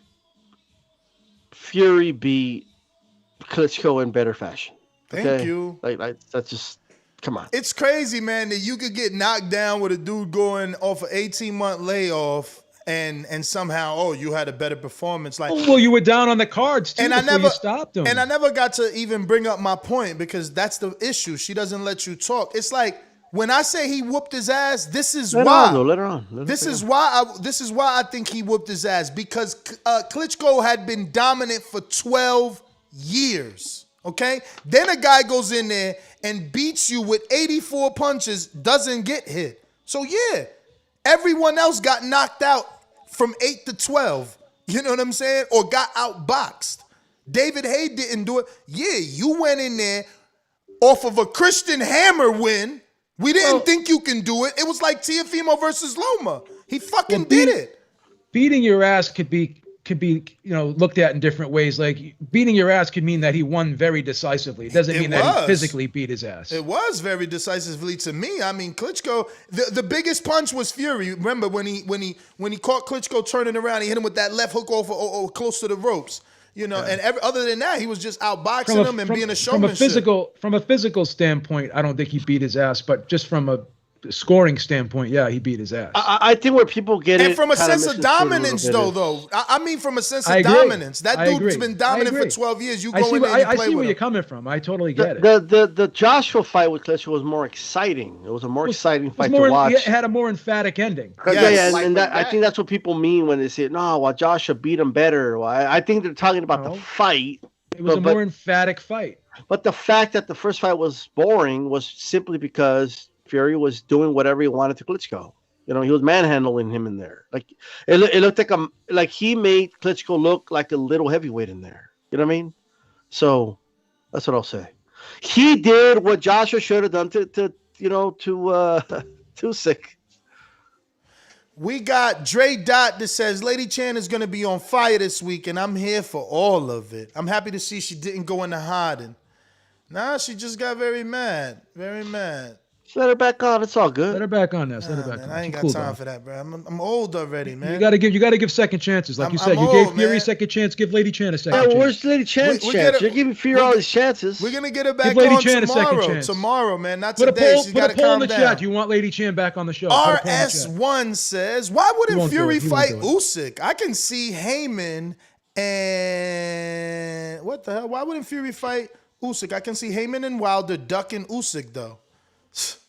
Yo, Wilder gets so much hate. He really needs to win this fight because no one believes in him. These guys don't believe in him. They consistently talk shit about him. It's crazy. Hey, so look, let me ask this quick question. What happens, if Joshua loses the rematch? Where does he rank in the heavy? Like, he's out of there, right? He's no longer in that echelon. Yeah, anymore? but no, he's still like a top 5. He doesn't. I mean, how far do you drop? There's Fury. Now there's Usyk, then there's Wilder, Dillian, you know, you got to throw AJ in if he loses twice. He's number 5. I'm going to make a very controversial statement. I think Dillian White, this version of Dillian White could beat this version of AJ. Yeah, maybe, man, because Dillian got a lot of dog left in him. But you got to understand, B, you're always tougher with a dude you know. And he's got Dillian 2 White's fights so with easy him. to hit. AJ is too big of a puncher. Good night, Dillian. But Dillian White's a better inside fighter than AJ. That's the problem. Yeah, man. I think Dillian White has gotten better a little bit. He's too slow. I think he's gotten better a little bit. I think AJ's gotten worse. That is my opinion. I think the Ruiz fight, the Klitschko fight, I don't agree with that. And this fight, I think these 3 fights have taken a lot out of AJ. What are you basing that off of, Beep? He's fighting better competition than he was before he fought Dillian White. And as a result of that, it's taken a lot out of him. What did Mickey Ward say to us in his interview? He said, I wish I didn't fight so many tough. I wish I didn't fight so many tough fights so close together. I think it took years off my career. No, I just got to challenge you a little bit on saying that he's gotten worse. Like based on what? He's fighting better fighters. Well, here's the thing. If you have been taking a lot of punishment, you're not going to be the same person physically that you were before you took that punishment. So that's my argument. Did he forget how to fight as his style? And also, too, he's fought because I think because he's been hurt so many times and he's been stopped, and because he's had some issues, I think his confidence isn't the same either. I don't think he's the same fighter, in my opinion. I just don't. And I think Dillian White is just a different fighter. I think he doesn't care anymore. He fights like every fight is his last, and he puts it all on the line, where I don't think AJ has that mentality. Let me get this super chat here. I got Paul CX who says, Wilder doesn't beat Usyk over... No, wait. Yeah, Wilder doesn't beat Usyk ever. He struggled with Spielka, a homeless version of Usyk. Wow, but that's crazy. what I'm saying. And that could, listen, I get his argument. He did struggle with a lesser cruiserweight. But didn't he let his hands go? That's what AJ didn't do. Like, of course you could look great if you're not getting, like, there's nothing coming back at you. There wasn't Wilder enough. will continue to step to you no matter what. You could nail Wilder's feet to the canvas. He will continue to try to step to you. That's irrefutable. We got Coach Javier Caputillo. Shout out Javier. He says Tyson marches to the beat of his own drum. Yeah, that's what we're all worried about. I'm not. I think he's changed. Obviously, he's given his life to God. He's had like 2 children. He's a family man. Listen, we got to think about it, man. Like, you guys really, Paris has never said that Fury has cheated on her or nothing like that. Oh, like, I love when he throws these straw man arguments up there. Now, bro, I'm just saying, bro. It's not about morality, man. It's just about your commitment to your craft. But this is a different version of him. Ah, man. He's erratic, bro. This is a guy who got COVID, and he's out there fucking around after he got COVID. He's too erratic, bro. But that's because he's an entertainer. He's an entertainer. He's always in character. Always. I mean, that was a little bit of a straw man there. He wasn't going off fucking around. He was at the casino, chilling, taking pictures. Fucking around. Well, that could be like people could misconstrue. I mean, he could have been walking out of his crazy room. Shit. Yeah, he could. The casinos. To me, when I got COVID, I quarantined and I got better before I went out in public. So what to you're me, saying that's crazy. Wait, what are you saying? That he was already clean when he was out in public? I don't think so. Was he though? Come on, he ain't gonna be out there spreading the frickin'. Come on, guys. Come on, Ness. Okay, look at what he just said, Ness. He couldn't have possibly been doing that, right? But what if he was? Would you then agree that he's erratic? Ness, he got 1 shot and didn't even get the second shot, and he's letting every Tom, Dick, and Harry into his camp. And what happened? The whole camp got fucking COVID, right? You can't defend his irresponsible behavior, man. He's an erratic, irresponsible person when it comes to certain things. This is a guy that fucking... He's also a guy that goes and steps up to the challenge. Oh, you've been dominant for 12 years? Well, I'm going to take you out. Oh, you've been defending for 10 title events? I'm going to take you out. Great. And now this guy, you're undisputed. Then he goes on a binge and gets up to 400 pounds, and he becomes an alcoholic, and he's doing coke. That was one time. Why you keep acting like he did it 3 times? Beef's going to be like Obi-Wan when he fucks up again. Like, you were the chosen one! I believed in you, So you can't. You do coke one time and you're a cokehead for the rest of your life. Yes, you don't do coke one time. Cut it out. I mean, he quit, bro. He's back. I hope you're right. I'm rooting for him, Ness, but again, history. I can't ignore history. I do think he needs cynics. He needs people that are telling him he ain't gonna do it because maybe he will do it, Ness. You know what I mean? Man. He's got his eyes on the prize, man. But listen, I got a super chat here. Oh, go ahead. No, go ahead. Go to super chat. You sure? I don't want you to lose your thought. He ain't gonna lose his thought. He's a very cerebral person. Killer Kel says, "Damn, man, AJ got Paulie racist ass out here smiling from ear to ear. Damn you, AJ, shaking my head off." That's another inside one. You got to know what that's about. You got to be following that YTBC community and interviews to know what that's all about. Next one is from Oleksandr, who says, when I saw Usyk's feet on the outside of AJ's, the UK broadcaster said that took away AJ's jab and straight right. Usyk beat him on the small things. Definitely foot placement is important, but, you know, Roy Jones he didn't care if your foot was on the outside or the inside of his. Beeb, you the historian, tell him the truth. Say that one more time. Oh, with the outside and stuff? With Roy. Did it matter if your foot was on the outside of his or the inside of his? It ain't never matter. It ain't never matter. I think it does. I think it creates punching angles for you. Bro, Roy literally did not fight with his foot on the outside as a southpaw. Yeah, but Roy was a freak in nature. That's all that matters. Roy had a different delivery system. He was very unorthodox. He threw punches unlike anyone else. So you're talking about an outlier. Just like Muhammad Ali. You're talking about an outlier. You're not talking about the norm. Just like Muhammad Ali, though. Another outlier. He didn't do Every the normal. generation has a few outliers. We got coach. If I'm teaching someone in the gym, I'm not teaching them to be unorthodox. I'm teaching them to do the fundamental thing correctly. And the fundamental correct thing to do is keep your foot on the outside. That's true. Those trainers always said that they didn't change those guys because, you know, that's what came natural to them. But we got a super chat from Coach Rivera in Boston. Providence says, Chisora was harder because his wild, loopy punches, nothing that you're used to. AJ is more square, a lot more predictable. So, yeah, that's why Chisora did better. But, yeah, Chisora also fought like a dog, a guy trying to hit you. He was launching right hands from the center of the ring to cut the distance. And what happened? He tired out, and Usyk almost stopped him in the second half. Yeah, almost. You almost stopped the journeyman. Almost. He's not a journeyman, Ness. Come on. Stop it. He's never been a world champion. He's never been a world champion. Doesn't matter. Hold on. Chisora's He's a solid fighter. He's never been a world champion. I'm not saying he's not, but he's never been a world champion. He's a second-tier contender. You know what I mean? He's a top 15 guy. He's a gatekeeper. He's in the top 15.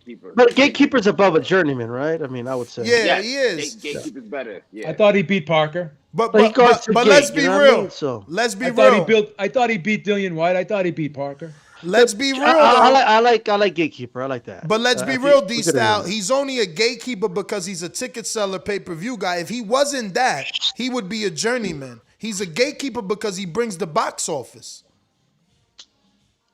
No, I'm judging him off his performances. I still think he's a solid fighter. He can give anyone. He could upset the apple cart on any given night against somebody. Rarely does, though. Rarely does. But because when he gets to that level where they match him up, he allows that level to look good, and that's why they like Derek Chisora. You know what I'm saying? His style usually matches. His style presents problems for certain fighters. Let me open up these phone lines. Championship fighters. Let me open up these phone lines, gentlemen. Let's go! Let's go! Let's go! I'm ready! Shout out to Big Rig Trucking Agency that has sponsored Border Wars 13, December 11th, right here in Florida. Every single winner will get a BRT and TBV shirt. Plus, we'll have some to throw out to the audience if you're going to be coming to watch the next Border Wars live and in person. These calls are brought to you by Big Rigs Trucking Agency, experts for all your insurance and trucking needs. For quotes and consultations, visit us at brtagency.com or contact us at 908-943-6918.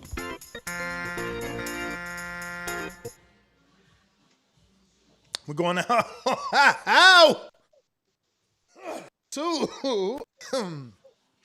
All right, pound for pound. Yes, you got to get that. You got to get the quality stuff, man. No. I'm medical over here, man. I get all the clean shit now. Good stuff. Okay. Got that good old doctor's. You got the sticky icky you stuff over there now. Yeah. I even got cool little things like they could just put on the outside and hook it on up. Are you with me? You better be. You better be. We going out to Stainless, pound for pound. What it do? Red belt, black belt, WO and green. I'm king. Undisputed GOAT, TBE. And you can catch the news first on TBV. Voice of the people now let me speak. Scientists of the sweet, BOXING. TBV, you can hear me? Yes, sir. Good morning. Sound all right. Good morning, man. Yo, shout out Beeb and who else you got on here? Beeb, D-Style, and King Amin from Championship Round. D-Style, my brother Amin, you know what I'm saying? No disrespect, man, but y'all need to, I thought I'd never say this, but need to let Shan back on here, man. Y'all cast a little dry together, man. Y'all need to, you know what I'm saying, let that live in. If nothing else, man. Well, I told him. You know what I'm saying? In a rare turn of events. She sleep. Unlike most fighters, when they or most of your co-hosts, when they favorite fighter lose, they disappear. You know what I'm saying? They get angry. And I heard her point. She was saying, I'm not going to disrespect his the wins that he's already had, and lesser those, because B was saying that ain't what she said.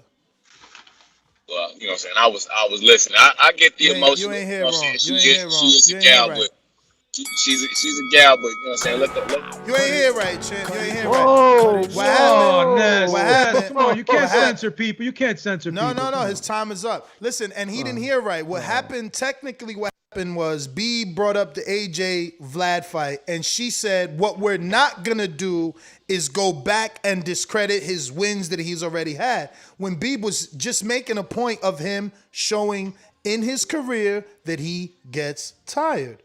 That's her issue. Like, if she doesn't like something you says, she gets into that mode. I don't want to label it what it is. It is what it is. I just don't agree with that. I'd rather just talk boxing. Like, let I didn't like get the his name point. calling. Once someone goes to name calling, that's too far. But she could come back tomorrow. I don't get mad. She just got to cool out and understand this. Like, it's just boxing. Like, why are you getting that upset? I miss her, though. I miss her. We all miss her, man. We miss that beautiful voice. We're going out to my G-Man. With the little snarl on his face. What up? But I will say, though, she was accepting of the loss of AJ, though, against Usyk. I mean, was she really? If you're gonna catch feelings, she was. I mean, how can you say that if she's catching feelings? Her you brought stance up was the resume. let's not go back and do revisionist history. But you weren't. That was her stance. You were simply showing consistency in his. I was trying to tie in behavior. Exactly. I think behavior and empirical data is very important when you're assessing a fighter. I could see her getting frustrated with you if you kept telling her that she's mad about AJ losing if she wasn't mad about AJ losing. Yeah. You know what I mean? Like, she was mad because you were accusing her of being mad, and she wasn't really mad. She was just trying to make her point. She was trying to emphatically make her point. But that's the thing. Because she talked so much, she thought I was saying she was mad at his loss. I never said that. Okay.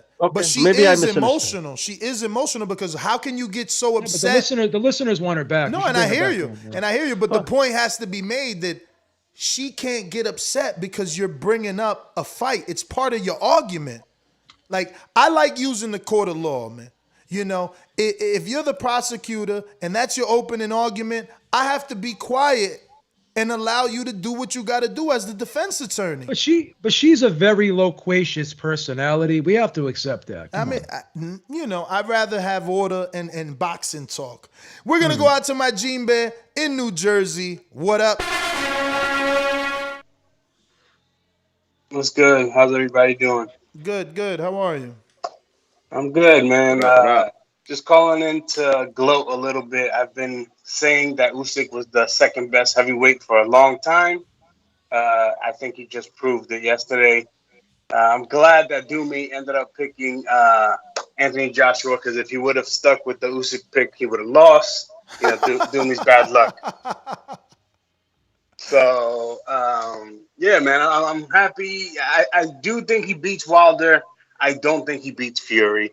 I think that is too much height, too much weight, but he creates problems for everyone in that division. You know, the guy extremely talented, without a doubt, Hall of Famer. I had him top 3 before on my pound for pound list. Definitely number 1 on my pound for pound list now. I mean, there's no.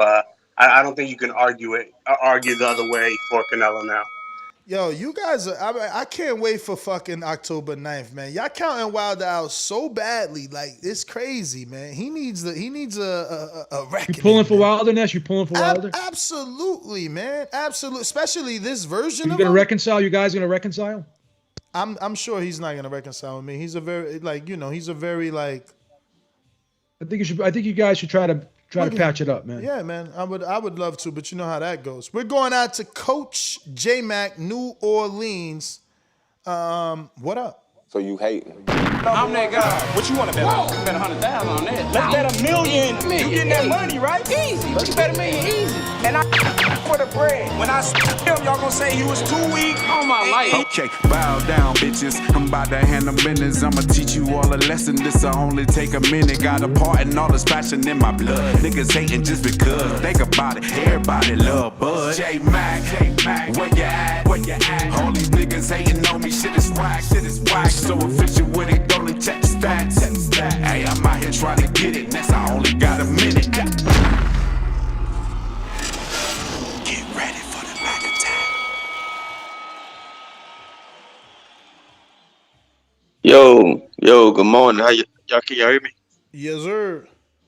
All right, Ness, I'll say it because you probably can't say it. She acts like a child. When y'all having a good boxing talk like y'all having, y'all a lot of knowledge is being spread. You can hear it, it's clear. People are respecting each other's opinion. When you going in a debate or you having a topic, you should be able to bring up something to help your case. If a person is on the show and they're acting like a child, not letting you get your point out, bring her on for a segment if you want to keep everybody happy. I don't know why people like the chaos, but I don't. Bring her on for a segment to where she can have a conversation. You can allow disrespect people, disrespect the cause when they call in. Don't let them be heard out. But I'm not cool with that. I actually like what you brothers doing. Y'all got a lot of knowledge. I like for you guys to be heard, and I respect the boxing talk. For us, the fight, my opinion of this, AJ still has a chance to win that fight. Y'all made some good pointers, but AJ never mentality could be changed. I heard one of y'all say you can't change this man, but mentality can actually be trained and changed. If he get with the right people that make him or teach him or put him in a situation where he's trained to fight and get out there like that, he should have been able to use and propose his size. Somebody said maybe it was Usyk. Usyk was a dictator only because AJ allowed him to be. AJ had the size, the power to dictate the action, which he didn't do. So he fell for the traps. He tried to box the guy who was a better. Give me a counter punch, Ness, so I can keep going. Okay. You hear me? Okay. He tried to box the guy who was clearly a better boxer, and his corner was fucking horrible. They allowed him to get out there and follow a guy, kept moving to his left, never making adjustments. And somebody brought up Wilder. Like, everybody want to put Usyk or Wilder. The difference between Wilder and AJ, Wilder is a dog. If he can't get you, he's going to use his mentality to try to fight you or make an adjustment. Somebody brought up Roy Jones. Roy Jones had gifts and talents to where he didn't need to be technically sound at his prime. That's why he was able to get away with his speed and his ability to not make you fight or jockey for position because he was just so quick and he had great reflexes. Back to the Wilder Usyk. Don't think Usyk can do the same thing to Wilder, because the difference from Wilder is Wilder will dictate and make Usyk push backwards and get more nervous. AJ never did any of that. That's why you saw the result of what happened. That's my call. Even when he was losing those 2 Ortiz fights on whoever's scorecard, he let those right hands go. That's what I'm saying. Like, he's just got the fighter in him where he wants to hurt you, and AJ didn't show that But he never gets tired either. Wilder has a good gas tank. He's got a better gas tank than he AJ looked too. tired in that second Fury fight. That's the first time I ever seen him look like that tired. Yeah, Like I do think he was sick going into that fight, but that's just my opinion.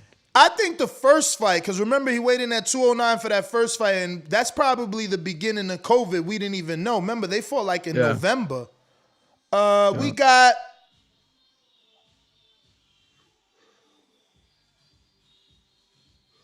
Keem, Florida. What up? Are you available?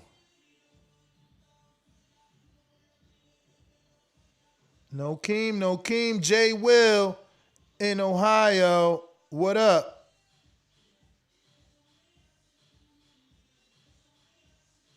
No Jay Will. Going to Hawk in Maryland. What up? Yeah. Yo, Ness, CBV, and the whole fam. How y'all doing this morning? We good. How are you? I'm good, brother. Love the show. Love you, Ness. Shit, let me go back to you. I gotta go. Yo, Stainless, my bad, bro. Yo, I told you, man, that medical is righteous. Yo, he paid for a counterpunch 3 times ago. He left. I hope he ain't mad. Coming back, jumping back in. Was the mic thing? Oh, shit. He mad. All right, Hawk. I think we done pissed Stainless off.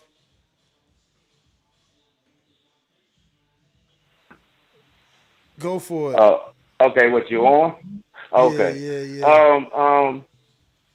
Yeah, sir. As far as the I heard the little thing about the lady Shan jump.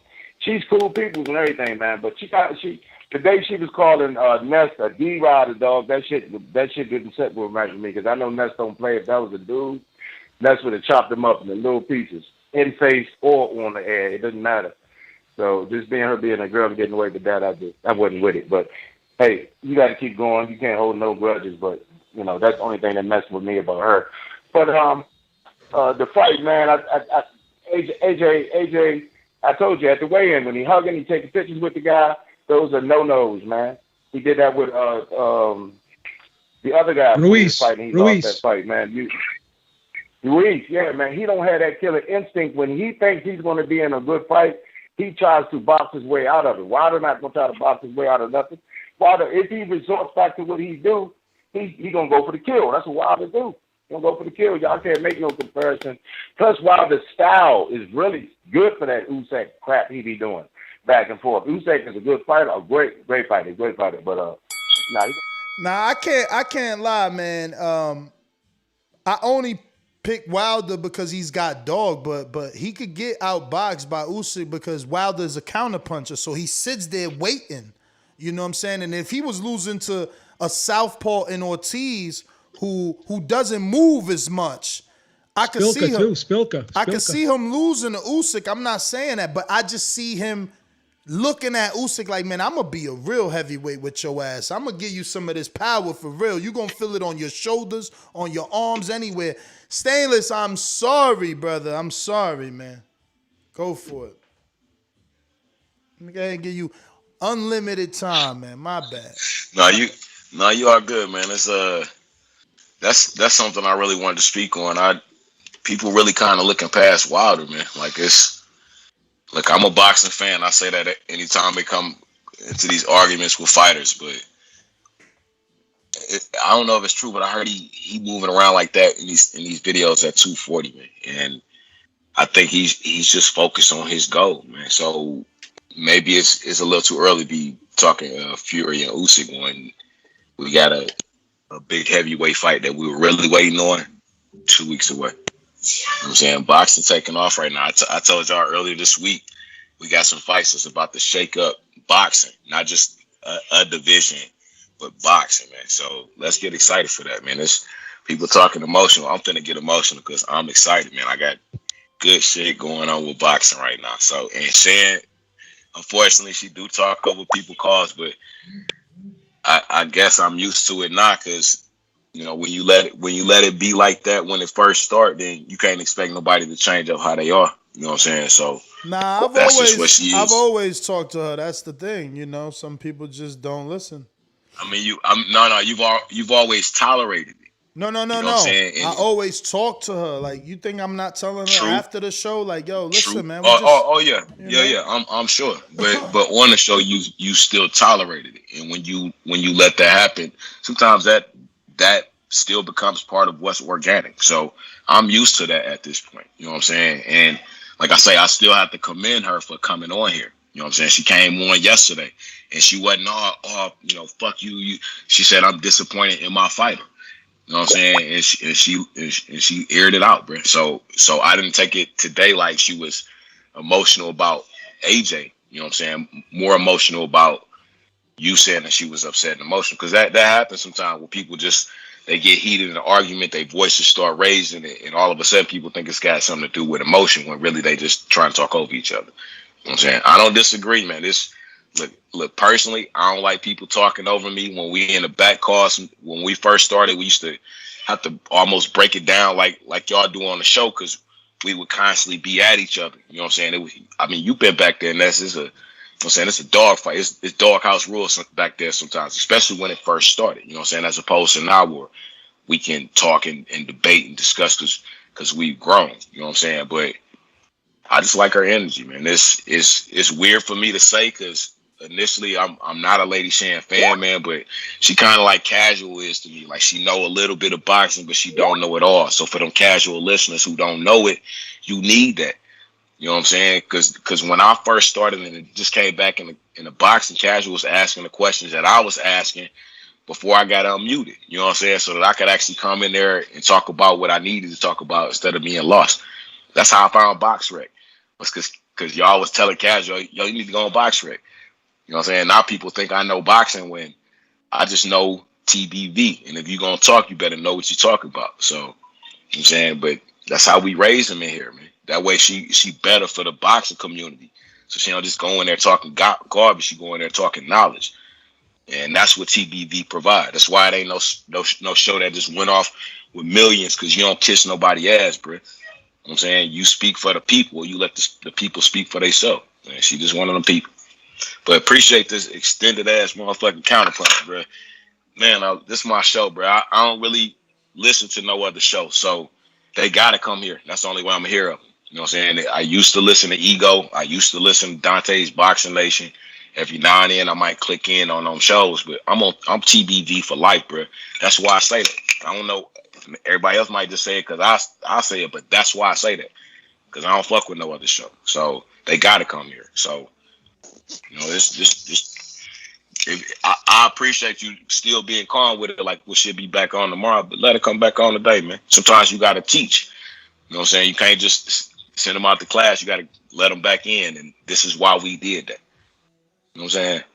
Like I said, appreciate the extra time. Don't even worry about my boomerang. If you still want to give me one, give it to J-Mac, because my man come with knowledge, and I respect what he say. You know what I'm saying? And we had our time when we wasn't cool, and we just didn't talk about it on the show. You know what I'm saying? But I still respected him, and he still respected me. So, you know what I'm saying? I mean, and we were still able to get on the same calls, you know what I'm saying, and talk amongst each other. So, as I always say, please make sure you push the thumbs up. Share this and every episode of the Boxing Voice podcast. This is TBV for life. And if you ain't on Patreon, it's because you're stupid. Shout out to El Camino. Peace. He lucky I ain't Shout out found to my Stainless. soundbite, man. Where my soundbite? Ain't nobody got time for that. There you go. Hey, I'm about to cut out right quick, fellas, so I can jump back on tonight for the flagship show. This King Amin of Essex 1. Check me out on Instagram for all your news and notes. Also, check me out for them championship rounds here on YouTube. King Amin of Essex 1. I'm out. Give it y'all later. D Styles B. Ness, I'm out. All right, man. Be good. Counterpunch. J-Mac. What up? Hey, shout out to Stainless, but you need to play that violin. And thanks for the boom. You need to play that violin thing. Look, you brothers spit knowledge, and this is what I get up for when we can have a boxing conversation and be heard. Like I said, bring her on for a segment, man. The lady acts like a kid. She don't let you hear your point. You can't talk. And the difference from the back call, it really ain't got no rules today. Nobody can claim that. Like, we all get back there, and you got to wait for somebody to pause for you to get your word out. This is supposed to be like a an organized show, and people supposed to be heard. And anytime somebody's trying to debate or talk or make their statement, nobody can just shun them and say, "Hey, you going back because you don't want to hear it." That's not how adults act. That's not how you run a podcast. My second one was shit. I guess I'll take the stainless boomerang.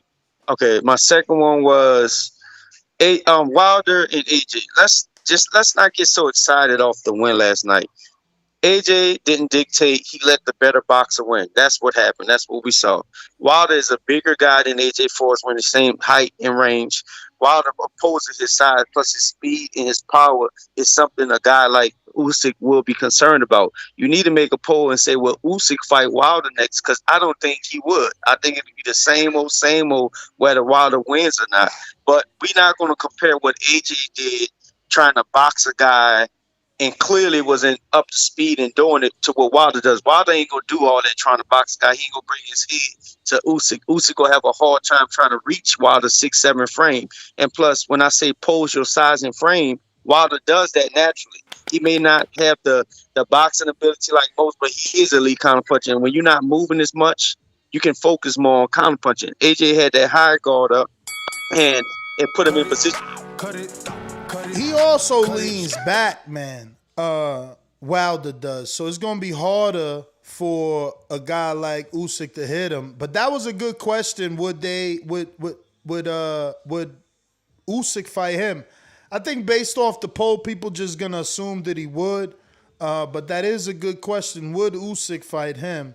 Right now, though, the poll is at 506 votes. 58% believe Usyk would win versus Wilder, while 42% believe Wilder would get the win. We going Do the out. rematch. Do the rematch poll. Usyk, Joshua rematch. Who wins?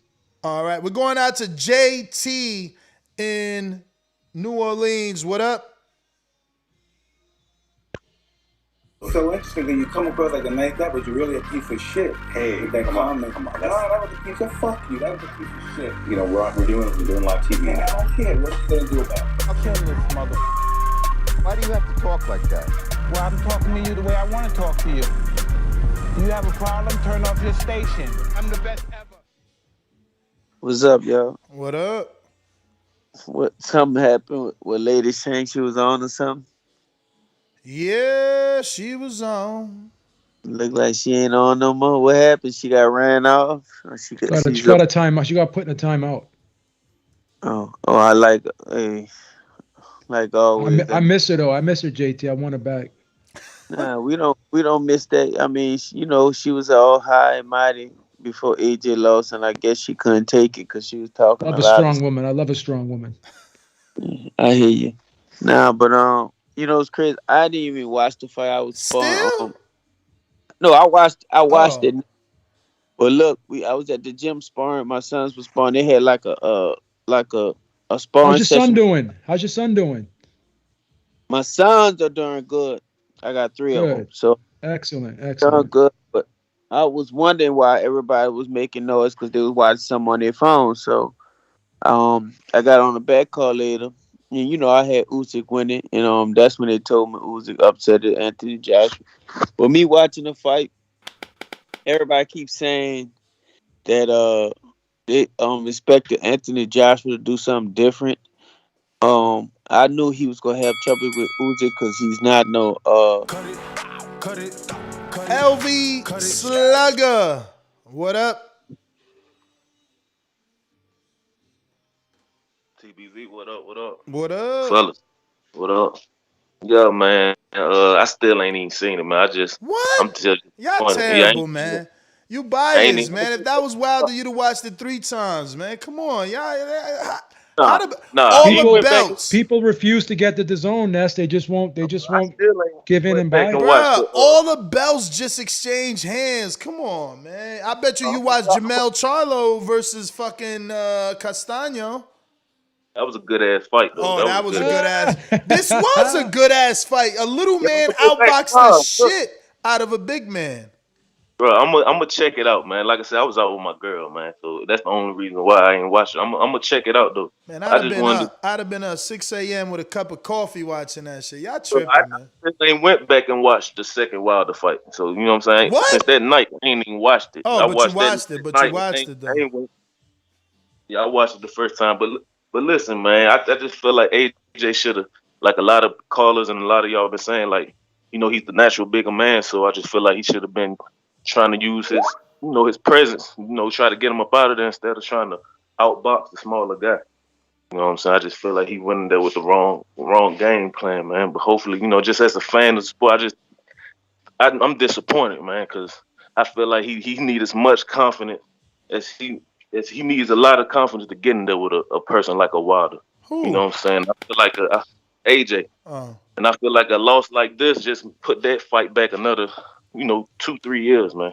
Because I think it's AJ, we like physically, of course he can bang with. I don't get why people get mad. Like, I get the whole over marination thing, but like, if a dude didn't make it to the big fight, it's because he ain't belong there.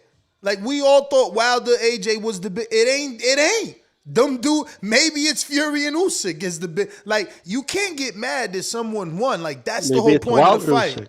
No, exactly. Well, I think what people mean is from a popularity standpoint, bigger like, but again, people like us, we look at it from the skill standpoint. Popularity. I get popularity is to make the fight, but that doesn't make the biggest fight. It's not like who's more popular. Well, the best. AJ loses and still people want to see him. He's got a rabid fan base. I mean, did you see that stadium, brother? That shit look electric. It's insane. It's gonna be like that again when they rematch, bro. So it don't matter. JT Counterpunch, talk to me. Yeah, man. Like I was saying, everybody thinking AJ was supposed to walk through this, man. I don't even think AJ always to me been like a boxer style fighter. So he the bigger guy, he should walk through. No, he tried to fight the fight that he know how to fight and he didn't win. That's why I knew AJ was gonna have trouble with Usyk. He's not this one punch knockout guy that everybody think he is and stuff like that. They was hyping him up. I ain't never been on the AJ train. I always been seeing him suspect, and that's why he lost the 2 fights he lost and stuff like that. Usyk, I Usyk go beat him again, man. I mean, I just don't see him beating Usyk. He could try to change it up a little bit. He could try to put more pressure on him. He gonna get more time. It's a 12-round fight and stuff like that. They fight again. Usyk go beat him again, and you know I like Deontay Wilder, but this Yeah, we crazy fickle though, man. I mean, Mosley lost twice to Forrest. Forrest lost twice to Mayorga. You know what I mean? Like, Oscar has lost. These people are still first ballot Hall of Famers. Not Mayorga, obviously, but there's still certain people that even with losses, like AJ losing don't mean he's not great or can't go on to be great. Like, Ali lost, Frazier lost, George Foreman lost. Like, there's no one that didn't lose besides Floyd. Like, why do we keep acting like because if he loses again, why? Calzaghe never lost. Calzaghe never lost. Yeah. Let me ask you a question, Ness. AJ retires tomorrow. Do you vote him into the Boxing Hall of Fame? Hell yeah, because of what he did in the amount of time, man. Who the fuck else has done what he's done in the amount of time? I think I would say yes as well. Come on. Not only that, you know, in this day and age, they factoring in all the revenue he generated, all the tickets he sold, how big his fights were, and every fight was a unification because he defended those belts that way. Am I out of line if I say that I would vote Usyk into the Hall of Fame too? No, of course. The motherfucker just undisputed cruiserweight, and now he goes up and beats up AJ. His fucking guys. He's a shoo-in. He's guaranteed, right? Guaranteed a spot. I agree. Guaranteed. And he's not done. He's not even done. He's not even. And again, his argument is the same AJ argument. I did it in 20 fights, bro. I did it in 20 fights. That's insane, bro. Like that's like insane. Because T.O. did it in what? 17, 18, 19. How many he did? And he only did one division. This dude is crazy. He's like, now you gotta give him fucking credit. And I'm just mad they didn't fight him like he was a heavyweight. Like, you fought his fight. You know, any coach is like, yo, His only opportunity is for you to box with him. He's too small. Like, you gave him the only shot he needed, but whatever. We got a counterpunch from JT. It wasn't the only shot, though. Yeah, I know that. I don't know how you feel that way now when you went into this fight thinking AJ would win. True. So it's like no, but hindsight's and then you see AJ. Then you see like AJ you're using do that shitty hindsight fight. to try to justify how all the wrong things AJ did. Well, I'm using hindsight to analyze the fight and come with the conclusion that I feel Usyk's more likely to beat him in the rematch, regardless of what AJ does. I guess there's two sides to the argument, and there are gonna be people that fall on your side of the argument, but I think the majority of people are gonna fall on. But I do agree with you, Ness. I do agree with you that his game plan could definitely be better. I agree with that. Next poll, Ness, did Usyk win because of what he did or because of what Joshua did? I agree, guys. On a point with Ness. I It's agree with 1 19 point. fights. It's not even 20. Insane. Wow. That's crazy. But I will agree with you, Ness, that his strategy could definitely be better going into the rematch. Yeah, he's got to definitely try to do something different because obviously what he did was not even close to being successful. See, we agree. See, there's some agreement here. Wow, fair points. All fair points. Shit, bro. How do you fly under the radar like that? Now there's going to be conversations of how great Usyk is. 19 fights, bro. That's unheard of. Well, here's the thing. I don't know if you in the U.S. definitely, right? A lot of United States fans don't follow the cruiserweight division, period. But it's just that his weight class, cruiserweight, like there's a big jump from cruiserweight to heavyweight, right? It's the biggest jump in all of boxing. So it wasn't people questioning how good of a boxer he is. They were questioning whether he could fight that size. And no one else moves up and has to fight somebody that big. In all he fought a bigger heavyweight, not a smaller heavyweight. And here's another question you have to ask. That's what crazy. What if we didn't have? What if the Ness is in zone? disbelief right now. He's like, yeah. What if the zone wasn't around?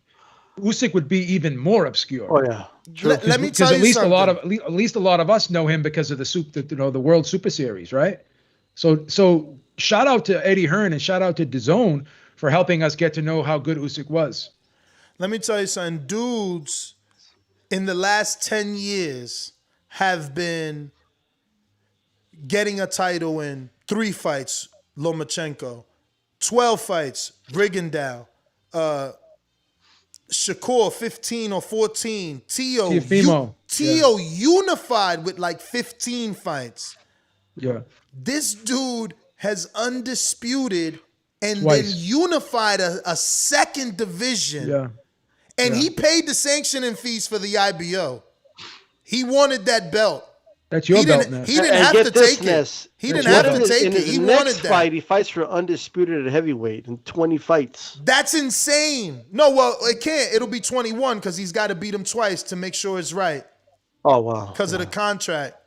Unless AJ says I'm walking away, because Abner Mars did it. He let Johnny Gonzalez keep his title. You know what? I don't think AJ can. As much as he gets grief, and I agree with everybody that taking selfies before the fight, I don't know what that's about. That's crazy. You know what I mean? Pacquiao did that bullshit and lost too. It's but the I will give him this though. He curse. ain't shy about running it back though. You know what I mean? He'll run it back. Like he'll run Should it he? back. Should he? Yeah. I don't mind he runs it back. I think he has to. He has to right the wrong. If he wants to be an all-time great, he needs to go back and beat Usyk. I don't mind he runs it back. My argument is I don't like the fact that it's allowed. Like I like back in the old days where you had to get back in line after you lost because it wasn't close. So if a guy beat you decisively, he shouldn't have to rematch you immediately. Let me get to these counter punches, guys. I got JT and then Majimbe. Yeah, Ness, you was kind of confusing me. I thought you was still talking about AJ, then you jumped on Usyk's side. Yeah, because I mean, think about it, bro. It's impressive. You gotta fuck, man. No, that's what I'm trying to tell y'all. Everybody was on his AJ train. The thing about it, AJ might make it to the Hall of Fame, but just like they discredit Mike Tyson when he lost to Buster Douglas and stuff like that, he lost to Andy Ruiz and stuff like that, a replacement fighter. So my thing is, AJ ain't this big guy that he's been made out to be, to me. And that's just my opinion. I don't care who don't like it. So everybody hype up this AJ. He lost again. and then he lost to a real fighter. And the guy that said cruiserweight is a big jump to heavyweight, I disagree with him. Cause thing about cruiserweights, a lot of smaller heavyweights fight at cruiserweight. They go down, they either go down to 175 or they go up or they stay. Can I want to actually respond to him, but look, what I'm saying is empirically true. It's not up for debate. The jump from cruiserweight to heavyweight is just bigger than any other weight class. Yeah, because when a guy, it's unlimited. Like it's not just 7 pounds up. When a guy goes up in today's era, when a guy goes from cruiser to heavy, like he's not going from 200 to 205. Like Usyk was like 215 his first heavyweight fight. You know what I mean? So when Holyfield moved up, he was like 210-ish. He was kind of a smaller heavyweight, right? But as time went on, he got up to about 217, 218 himself. But Usyk and like guys like Usyk and Gassiev, right? They've gone up big. Like they went from like 200 to like 215, 220-ish. So that's a pretty significant jump. I could see if he went up and he was like 205, 208. No, but I'm sorry, if the biggest jump is not from cruiserweight to heavyweight, then which is it then? Is it from like junior lightweight to lightweight, or what's the biggest jump? You're right, because guys can weigh 215, 220, and they could be fighting guys that are 275. Let me get to this counterpunch, guys. The biggest jump is definitely from middleweight to super middleweight. That's 8 pounds. You could be giving up 20, Let me get to 30 these pounds. counterpunches, guys. I got to get to these. And Majimbe, I'm sorry. It should have been Will Lynch that keeps having a block number, so I never go to you. I'm sorry, brother. What's up? Will, you got to get off your Bluetooth. We don't hear you.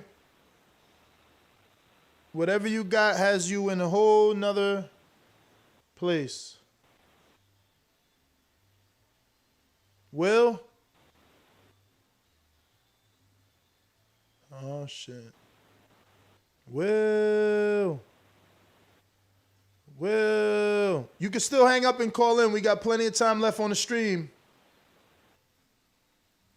All right. I'm going to Majimbe, counterpunch.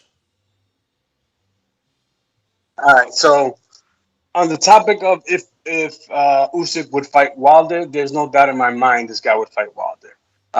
He is. If there's anybody in the sport that will take any fight and fights for glory, not for money, I truly believe it's Usyk. The guy would have been a soldier in the Crusade. You saw the T-shirt that he put on right after the win. I mean, the guy is, he believes in his purpose here. The guy, I don't know, man. He's just amazing. But the second thing is, Fury also said that he played possum to get that AJ fight. He said that he was not the true Usyk in Witherspoon or the Chisora fight. So there's somebody that definitely knows what he's talking about. Damn, that was intelligent. I ain't see that coming. Yeah. I didn't see that coming. Then the last thing is, did Usyk kill the Bridgerweight division? In my opinion, he did. Nah, he didn't kill it because there's always going to be guys like, and no disrespect at all, Brian Jennings and Oscar Rivas that see opportunity. So they taking that title shot. We got JT. But I think he showed that it's not necessary. Huh? Oh, you mean Usyk showed that? Yeah, no. I don't think the Bridgerweight's going to catch steam. I don't think people are going to get behind it. In other words, I could be wrong, but I'm going to watch it. Like if you give me TV for Jennings Rivas, I'm watching it. And shout out to Russ Hammer, by the way, who did tell us that Usyk will prove that Bridgerweight's not necessary going into this fight. Shout out to Russ, man. I'm trying to get us 12 rival waist protectors for Border Wars 13 December 11th. So shout out to rival Russ Abner and MJ. We're going to JT Counterpunch. Yeah, Ness. Actually, I just forgot about this Bridger weight because I was about to come back because I thought heavyweight is 200 and up, or I may be wrong or something like that because they keep telling. I understand it's a big jump deficit. Before this Bridger weight thing was, if you was over 205 pounds, you fought at heavyweight. Yep. and stuff like that. So we can't keep saying, "Oh well, he's fighting a bigger guy," because it's not heavyweight than super heavyweight division. It just say heavyweight on it. So we can't keep making excuses for it. That's why they made this bridge of weight, because of this situation that we're talking about. But at the end of the day, the heavyweights were smaller back then, but then they got bigger, taller, and stuff like that. Now, so that was the big deficit between the two. And I like Deontay Wilder, but I think Usyk will give Deontay Wilder some trouble when they fight. And I'm rooting for Deontay Wilder. I just think that's still a hard fight for him. All right, I got Rod in North Carolina. Let me try Will Lynch. Will Lynch, what up? Hey, Ness, can you hear me now? Yes, we can. How are you, brother? Sorry about that, man. Oh, it's all good. Man, I'm feeling great. That was an amazing fight last night. Shout out to Usyk, who was born on the same day as Ali. He's as tall as Ali, first to win the Ali trophy, and last night he shook up the world. Damn. Shout out for all those fun facts. That's crazy. Ali, the height of Ali. I like how you spun that. But actually, I wanted to touch on what AJ did. I thought I was going to be watching Foreman versus Norton, but I ended up watching Foreman versus Young. See, if he wants to beat Usyk, he can't be like, I know the argument of the brawler type, but you need to be more of a boxer brawler. You need to throw that guy off his rhythm. You need to start thinking about how you can make this guy miss. Look at how Norton made Ali miss when they fought the first time. You know what I'm saying? Like, got to put on that high guard, crab guard, cross guard. You got to figure out ways to get around how versatile and fast he is. You know what I mean? Yep. Well, anyway, I was just calling to show some love for Usyk and show some love for the TBB family, man. Have a wonderful day. Thank you, bro. Thanks for the facts. Looks like we got Brandon Maurice in Cincy. What up? Hey, whole nother time zone. Jumped up for back with our mind on. Can't play when you here, get your life stole. If you bring it here, then the price grow. Folks jabbing and punching the line long. I drop a pigeon, let 9 go. We slap with the fake glass and white go. This only happens in Ohio. Ness, fellas, top of the morning. How y'all doing, man? All good. What up? What's going on? Yeah, man. Shout out to you for the show. Hey, my boy J Mac, it's ironic. I'm the AJ fan, but he got more confidence in AJ in a rematch than me. Listen, going into the rematch, will I be rooting for AJ? Yes. But I am not confident he can win that fight. I'm not sure. Like people were saying, the foot placement, his feet just looked out of whack the whole fight. So I don't know if you could fix that in some months, man. I think Usyk's just too quick, too much lateral movement, and every time AJ did something good, Usyk came right back and one-upped them. So I think it's a bad matchup. I don't think he can win the rematch, but I will be rooting for him. Now, if he can win it, let me get a counterpunch too, Ness. If he can win it, get that man his flowers, because he had to do some great shit to pull it off, but I don't think he can. Oh, yeah, man.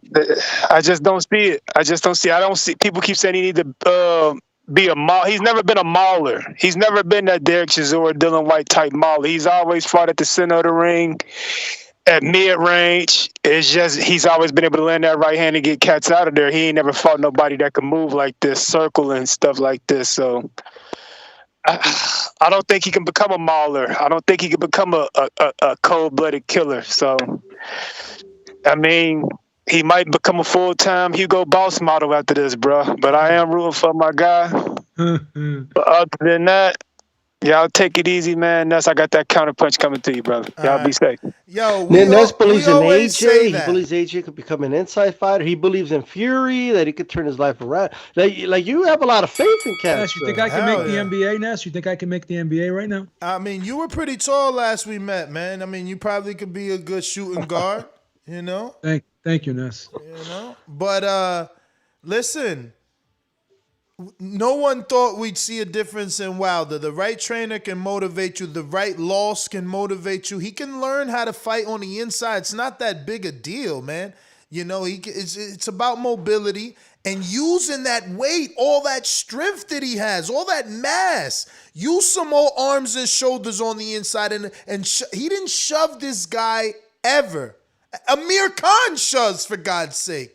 This guy never shoved. But even in the Takam fight, he didn't use his strength. He just doesn't feel comfortable on the inside at all. You know what it is, Ness? Like, I get what you're saying, but what you're proposing is to completely rewire the way who he is. Not rewire. We're adding to.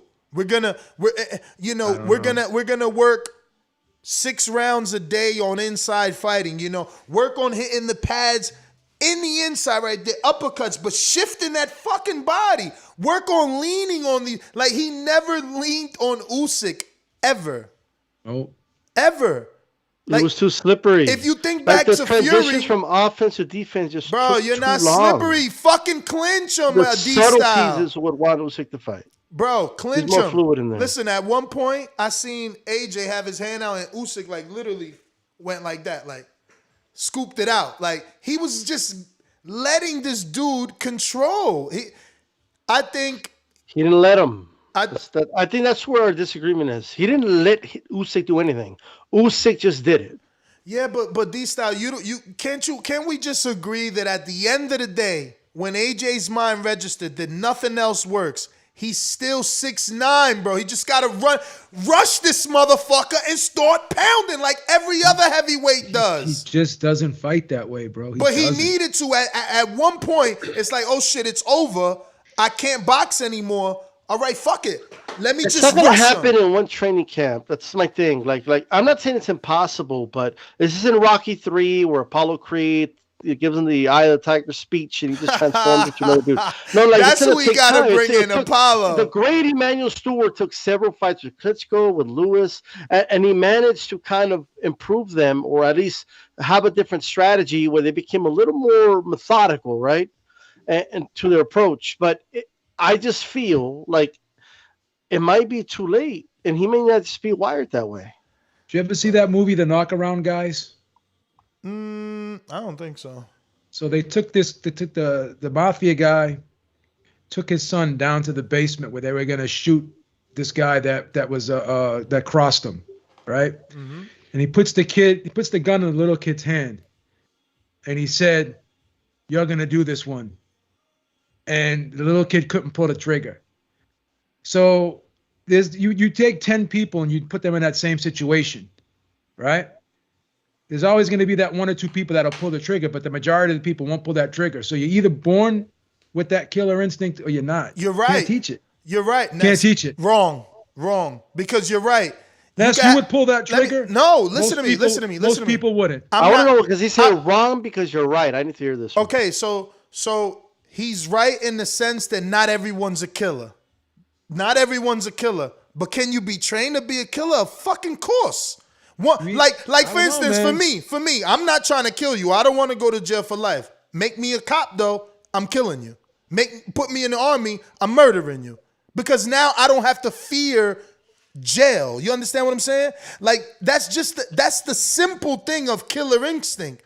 For AJ, it's just as simple as opening that up for him. Like, here's the thing, though. Like, you just gave an extreme example. Like, AJ's a multi-millionaire. He's got everything he needs in life, right? Mm-hmm. Like, what incentive does he have to become this killer if he doesn't have to? Well, really? If we take you down the basement and you pull the trigger, we're gonna wipe the gun clean. There's no. It's not gonna be traced back to you, man. Don't worry about that. We got it covered for you. You still know that you can go to jail. We talking about. Give that same person that same situation, but say no fear of no jail. Which, by the way, This isn't Untitled, which is today Monday? No, today's only Sunday. We're going to talk about Monday on Untitled. We have to talk about Netflix series Squid Games. You got one day to go watch it because I'm spoiling the fuck out of it tomorrow. Amazing. Wow. And if you want to talk about Killer Instinct, look, I got to give you a taste of this shit so you can go watch it tonight. Bro, so every person hypothetically is worth 100,000 or 100 million or 1 million because it's a Chinese series that they voice over in English and they do a spoiler alert. Yeah, no, I said I'm doing spoilers. It's a Chinese movie that they voice over in English and they do a fantastic job. But the synopsis is this.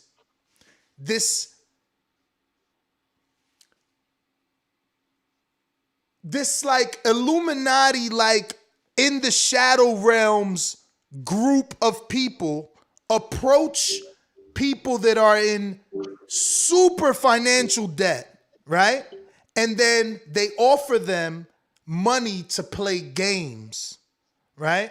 So the way that they get them is this really silly, weird game in the beginning. Like wherever they walk up to you, it's like, yo, let's play this game. For every time you flip this fucking comb upside down on the other side, I will give you 100,000. So, and for every time that you don't, I get to smack you. And the dudes, obviously they're all gamblers. They all got debt, so they all do it. They all getting smacked. And then he's like, yo, I got other ways to make money and play fun games like this if you want. Call me. They call the number on the card, bro. And they get to this spot. First of all, when they get picked up, like if you agree to play these games, they pick you up. As soon as you sit in the bus has like some fucking vents and it just knocks you out. You wake up in a room with like 500 people. The bunk beds are like sometimes 10 people high. It's insane, bro. But everyone's worth hypothetically $1 million. Again, I don't know the equivalent because it's Chinese fucking money. But you see the money in the ceiling of this room they got you in. Everyone is worth that. You don't know till the first game that people are dying. So the first game is fucking red light. It has this gigantic doll with fucking radar eyes, and she's like, red light! Netflix is out of control. You gotta watch. I'm not even gonna give you any more. Just know that it's killing motherfuckers. You can't get out unless the majority rules to get out. And everyone's in debt, so no one wants to get out. They rather kill each other for this money. That shit is bananas. We must watch it. Monday we talking about it. All right, back to boxing. Lord, you gotta watch it. I binged it, man. I was waiting for like and that's why AJ's gonna win the rematch. I was waiting for I'm like, okay. No, again, those dudes all had Killer Instinct in there, bro. It was like, you gotta watch that. And, yeah, if you're forced into, I'm sure if Josh was forced in a dark room and he's got to stab somebody, he'll do it, right? But like, I mean, like, you know, this is a little different now. You know what I mean? So maybe a hesitation. There may be a hesitation. You don't think he'll do it? I don't think so. No, I see everybody saying they're gonna check it out. No, I honestly, this is my strongest recommend since Black Mirror. This shit is fucking fire, bro. Like, the minute my girl missed an episode, I'm like, you ain't watching it? I'm watching it alone then, because that shit had me episode after episode. Like, I say watch it. It's called Vanessa, I got to get running, Squid brother. Games. Yeah, now we're all out of here in a minute, but thank you for joining me as always. Shout out to Jobib, Ness, everybody. Peace out. Hashtag 8CP. 8CP, baby. Yeah, Beeb, don't stick around if you can't, man. You know me. I love this shit. I could be here forever. Yeah, I'm gonna bounce it up. I'm gonna bounce it about 12. Okay. I mean, we might be done because I think I got the everybody. Mikey Twice, talk to me. Mikey Twice, you in the building? Yo, my bad. I have my phone locked. All good. What's up? Yo, Ness, you recommended like mad different joints already. I'm like mad super impatient. I'll be watching like the first 10 seconds and I'll be like, nah, ain't for me. Nah, you tripping. I did like 10 seconds of the Black Mirror after you recommended it. I saw the Squid Game, but I saw like 20 seconds of the joint was like, nah. Nah, you wildin'. You gotta get into it, bro. It's so good. I'm gonna watch it today though. I'm gonna watch it Bro, today and and see let me because tell you, it's fucking graphic. Like, they not playing in this shit. It's worth watching, yo. For real. yeah. Yo, but I think Usyk and Wilder will get him out of there. You know what I'm saying? Wilder is faster than AJ. You know what I'm saying? He's more explosive than AJ. I'm worried about the footwork though. That's the only thing I'll be like, I don't know. You know what I'm saying? And I don't know, man. AJ in the rematch, I don't see him doing much, man, because the Usyk foot game is too much for him, man. You know what I'm saying? And AJ don't know what to do with his foot, man. He kept on tripping in there, man. And I don't think they're gonna have enough time to work on that footwork, man, because that ain't something you learn in one training camp. You know what I mean? But anyway, I'm gonna watch that joint, man. And yo, that Untitled is only on Patreon. Nah, YouTube members live at 7 p.m. tomorrow, Monday. How do I do the members? I just go to the channel and look for a way to sign up or some shit like that. The link to join the members is in every single video description. It says join this channel to get access to perks, and then a nice little blue hyperlink. You click that and it'll be easy peasy lemon greasy or Jeezy, however the phrase is. All right, I see everybody dipping out, man. I'm gonna let you go, man. I'm gonna stay around for the back call. All right. I got my Jimbe on the boomerang. Ness. Yo, do Squid Games next week, bro. That shit just came out like 2-3 days ago. Nah, get out of here. It's worth it, bro. You can literally watch that shit before the 7 o'clock show, bro. That shit is like bang, bang, bang, bang, bang. It's so good. Yeah. You're gonna want to stay into that, man. That shit is I'm crazy gonna try. good. I'm gonna try. Bro, is the it as good as ending the is platform? crazy. The ending is crazy. Like, it's worth it. It's worth it. To me, it was. Did you watch the platform? Yeah, the one about the jail and whoever's at the bottom doesn't eat. Yeah. Hell yeah. Hell yeah. Is it because it No, seems that like one. the same That type one's of a little bit like. I think I had to watch. I had to try to watch that like 3 times before we got into it. That one's a little. That one ain't got nothing on this, man. Ain't got nothing on this. All right. Nah, this is I'm gonna put better. some stuff to the back burner then. Nah, this is better, bro. This gonna have you literally like, oh shit, like mad times, man, because just the games and what the contestants are forced to do. Like, they forced. All right, I'm gonna check it out. Yo, but shout out to Usyk, man. This is somebody that I love. You know, in my opinion, he is the person that we should make the face of boxing. Just a good guy. Everybody loves.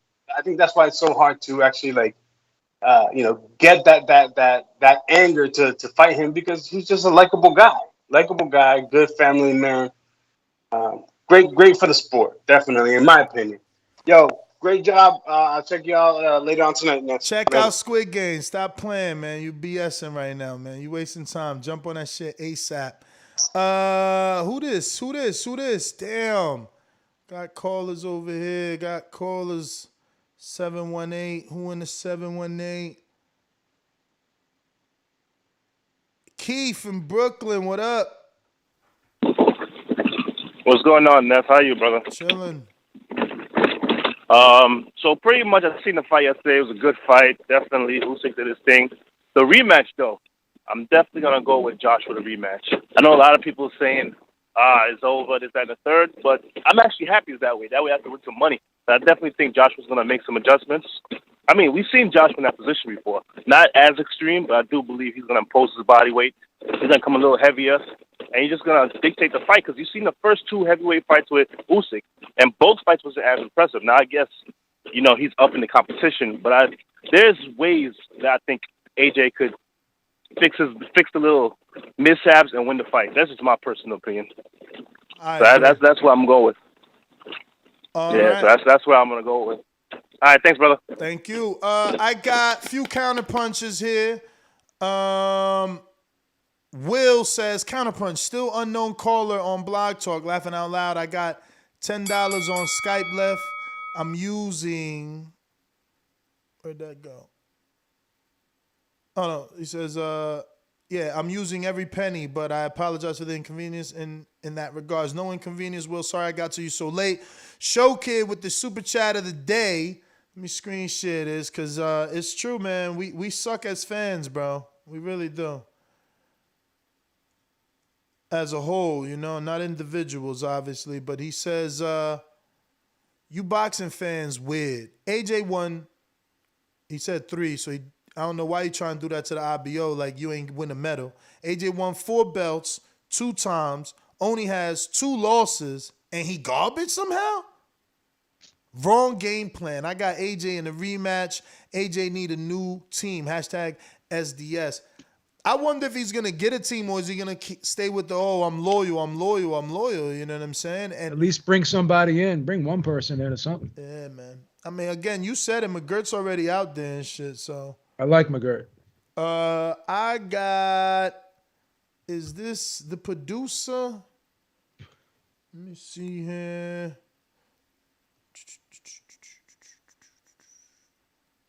Yes, it is. Brandon in Houston. What up? At the end of the day, I'm not nobody's friend right here. I don't want to be nobody's friend. I'm here to knock people out, and that's my mission here. I'm here to knock people out, and if you don't want to get knocked out, don't mention my name. Sometimes you don't even have to throw hard. You just have to hit the right spot, and the people go down.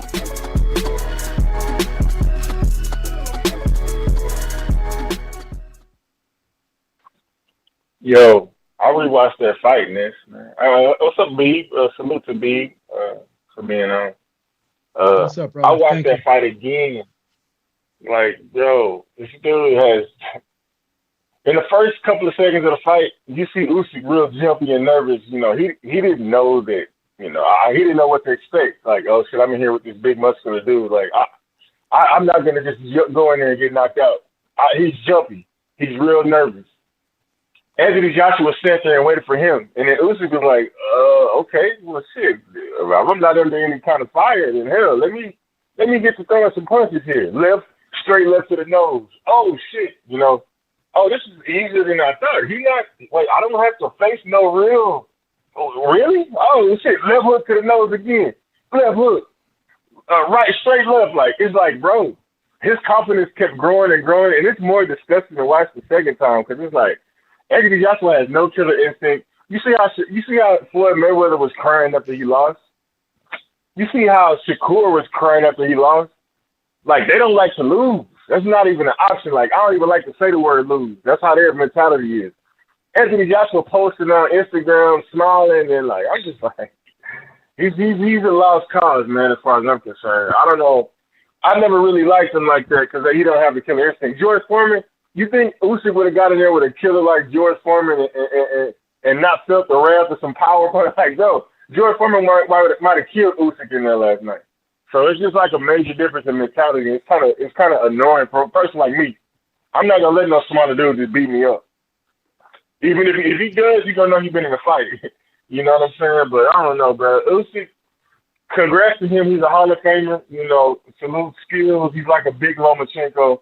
Obviously, there's a lot of skill there, so I don't want to discredit his win. But it's like AJ left a lot to be desired as far as mentality and showing some heavyweight mean streak. Like, bro, it's crazy, man. I can't get over that. I really can't. It's kind of hard to even fathom, But Usyk did his thing, man. So salute to Usyk. Like I said, Hall of Famer. And that's pretty much it, man. All right, Cantrell, talk to me. Cantrell calling in from Phoenix. Hear me? Yes, sir. Can you hear me? Yes, sir. Good morning, Next. So I rewatched the fight, and I had it a draw at first. I don't think it was a draw. But I got a list of things that AJ can do to win. Like, one, he need that intimidation factor. Like, Mike Tyson beat guys mentally because he was intimidating. So I think AJ need to be intimidating. He need to take away Usyk's legs, so he need to go to the body for the first 6 rounds. So he ain't moving. He need to step back and count him with a straight right. So Usyk was hitting him with a straight left, so he just needs to step back and hit him with a hard straight right. And I think he need to gain weight and lean on him, push him back. Like, you the big dude, so show him you the big dude. Don't let the little dude push you back. That's how I feel, man. Thank you for calling in. We got, I think that's everybody, right? Joshua's the type of guy. Let me try Jay Will one more time. I know he ain't get on. Jay Will, are you available? In the meantime, LV Slugger says, Ness, still think Canelo can beat Usyk? I mean, if he beats Plant, hell yeah, he could beat Usyk, man. Usyk little, man.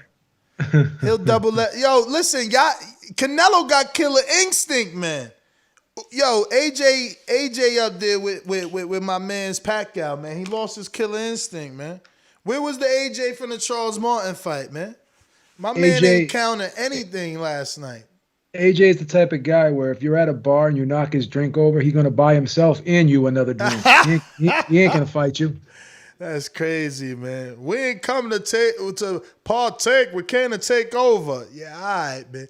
This Sway Puma says this like Usyk 8th opponent he beat in their hometown, pound for pound, right behind Nello.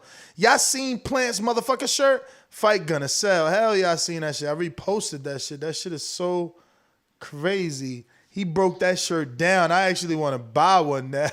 What does it just say? Does it say just motherfucker on, or does it say Canelo is a motherfucker? It's got Canelo's face getting slapped on it, and it gives you the definition of motherfucker. Okay. Well, actually, it says undisputed, and it says motherfucker with the O showing the slap. And then it said, then he put in his tweet though, he put chinga tu madre equals fuck your mother. Motherfucker equals you get it. ...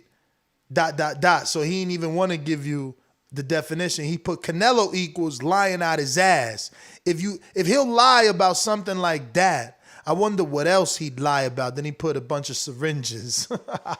So he taunting the shit out of Canelo. Oh but yeah, man, that is the last of every Tang. Nes GTO, Instagram and Twitter. Want to thank the Beeb for coming on and chopping up some boxing with us, man. We appreciate you coming on. And yeah, man, we catch y'all on the next one, 7 p.m. tonight, where we got to serve you crow, man. I know I got to eat a lot of it because I definitely didn't think Usyk would do it. But hey, he's great, man. He showed his greatness. Really did. I didn't think he could beat a dude that big, man. And, you know, AJ got the knockout ratio. He played me, man. Anyway, bye. All right, guys. Peace out.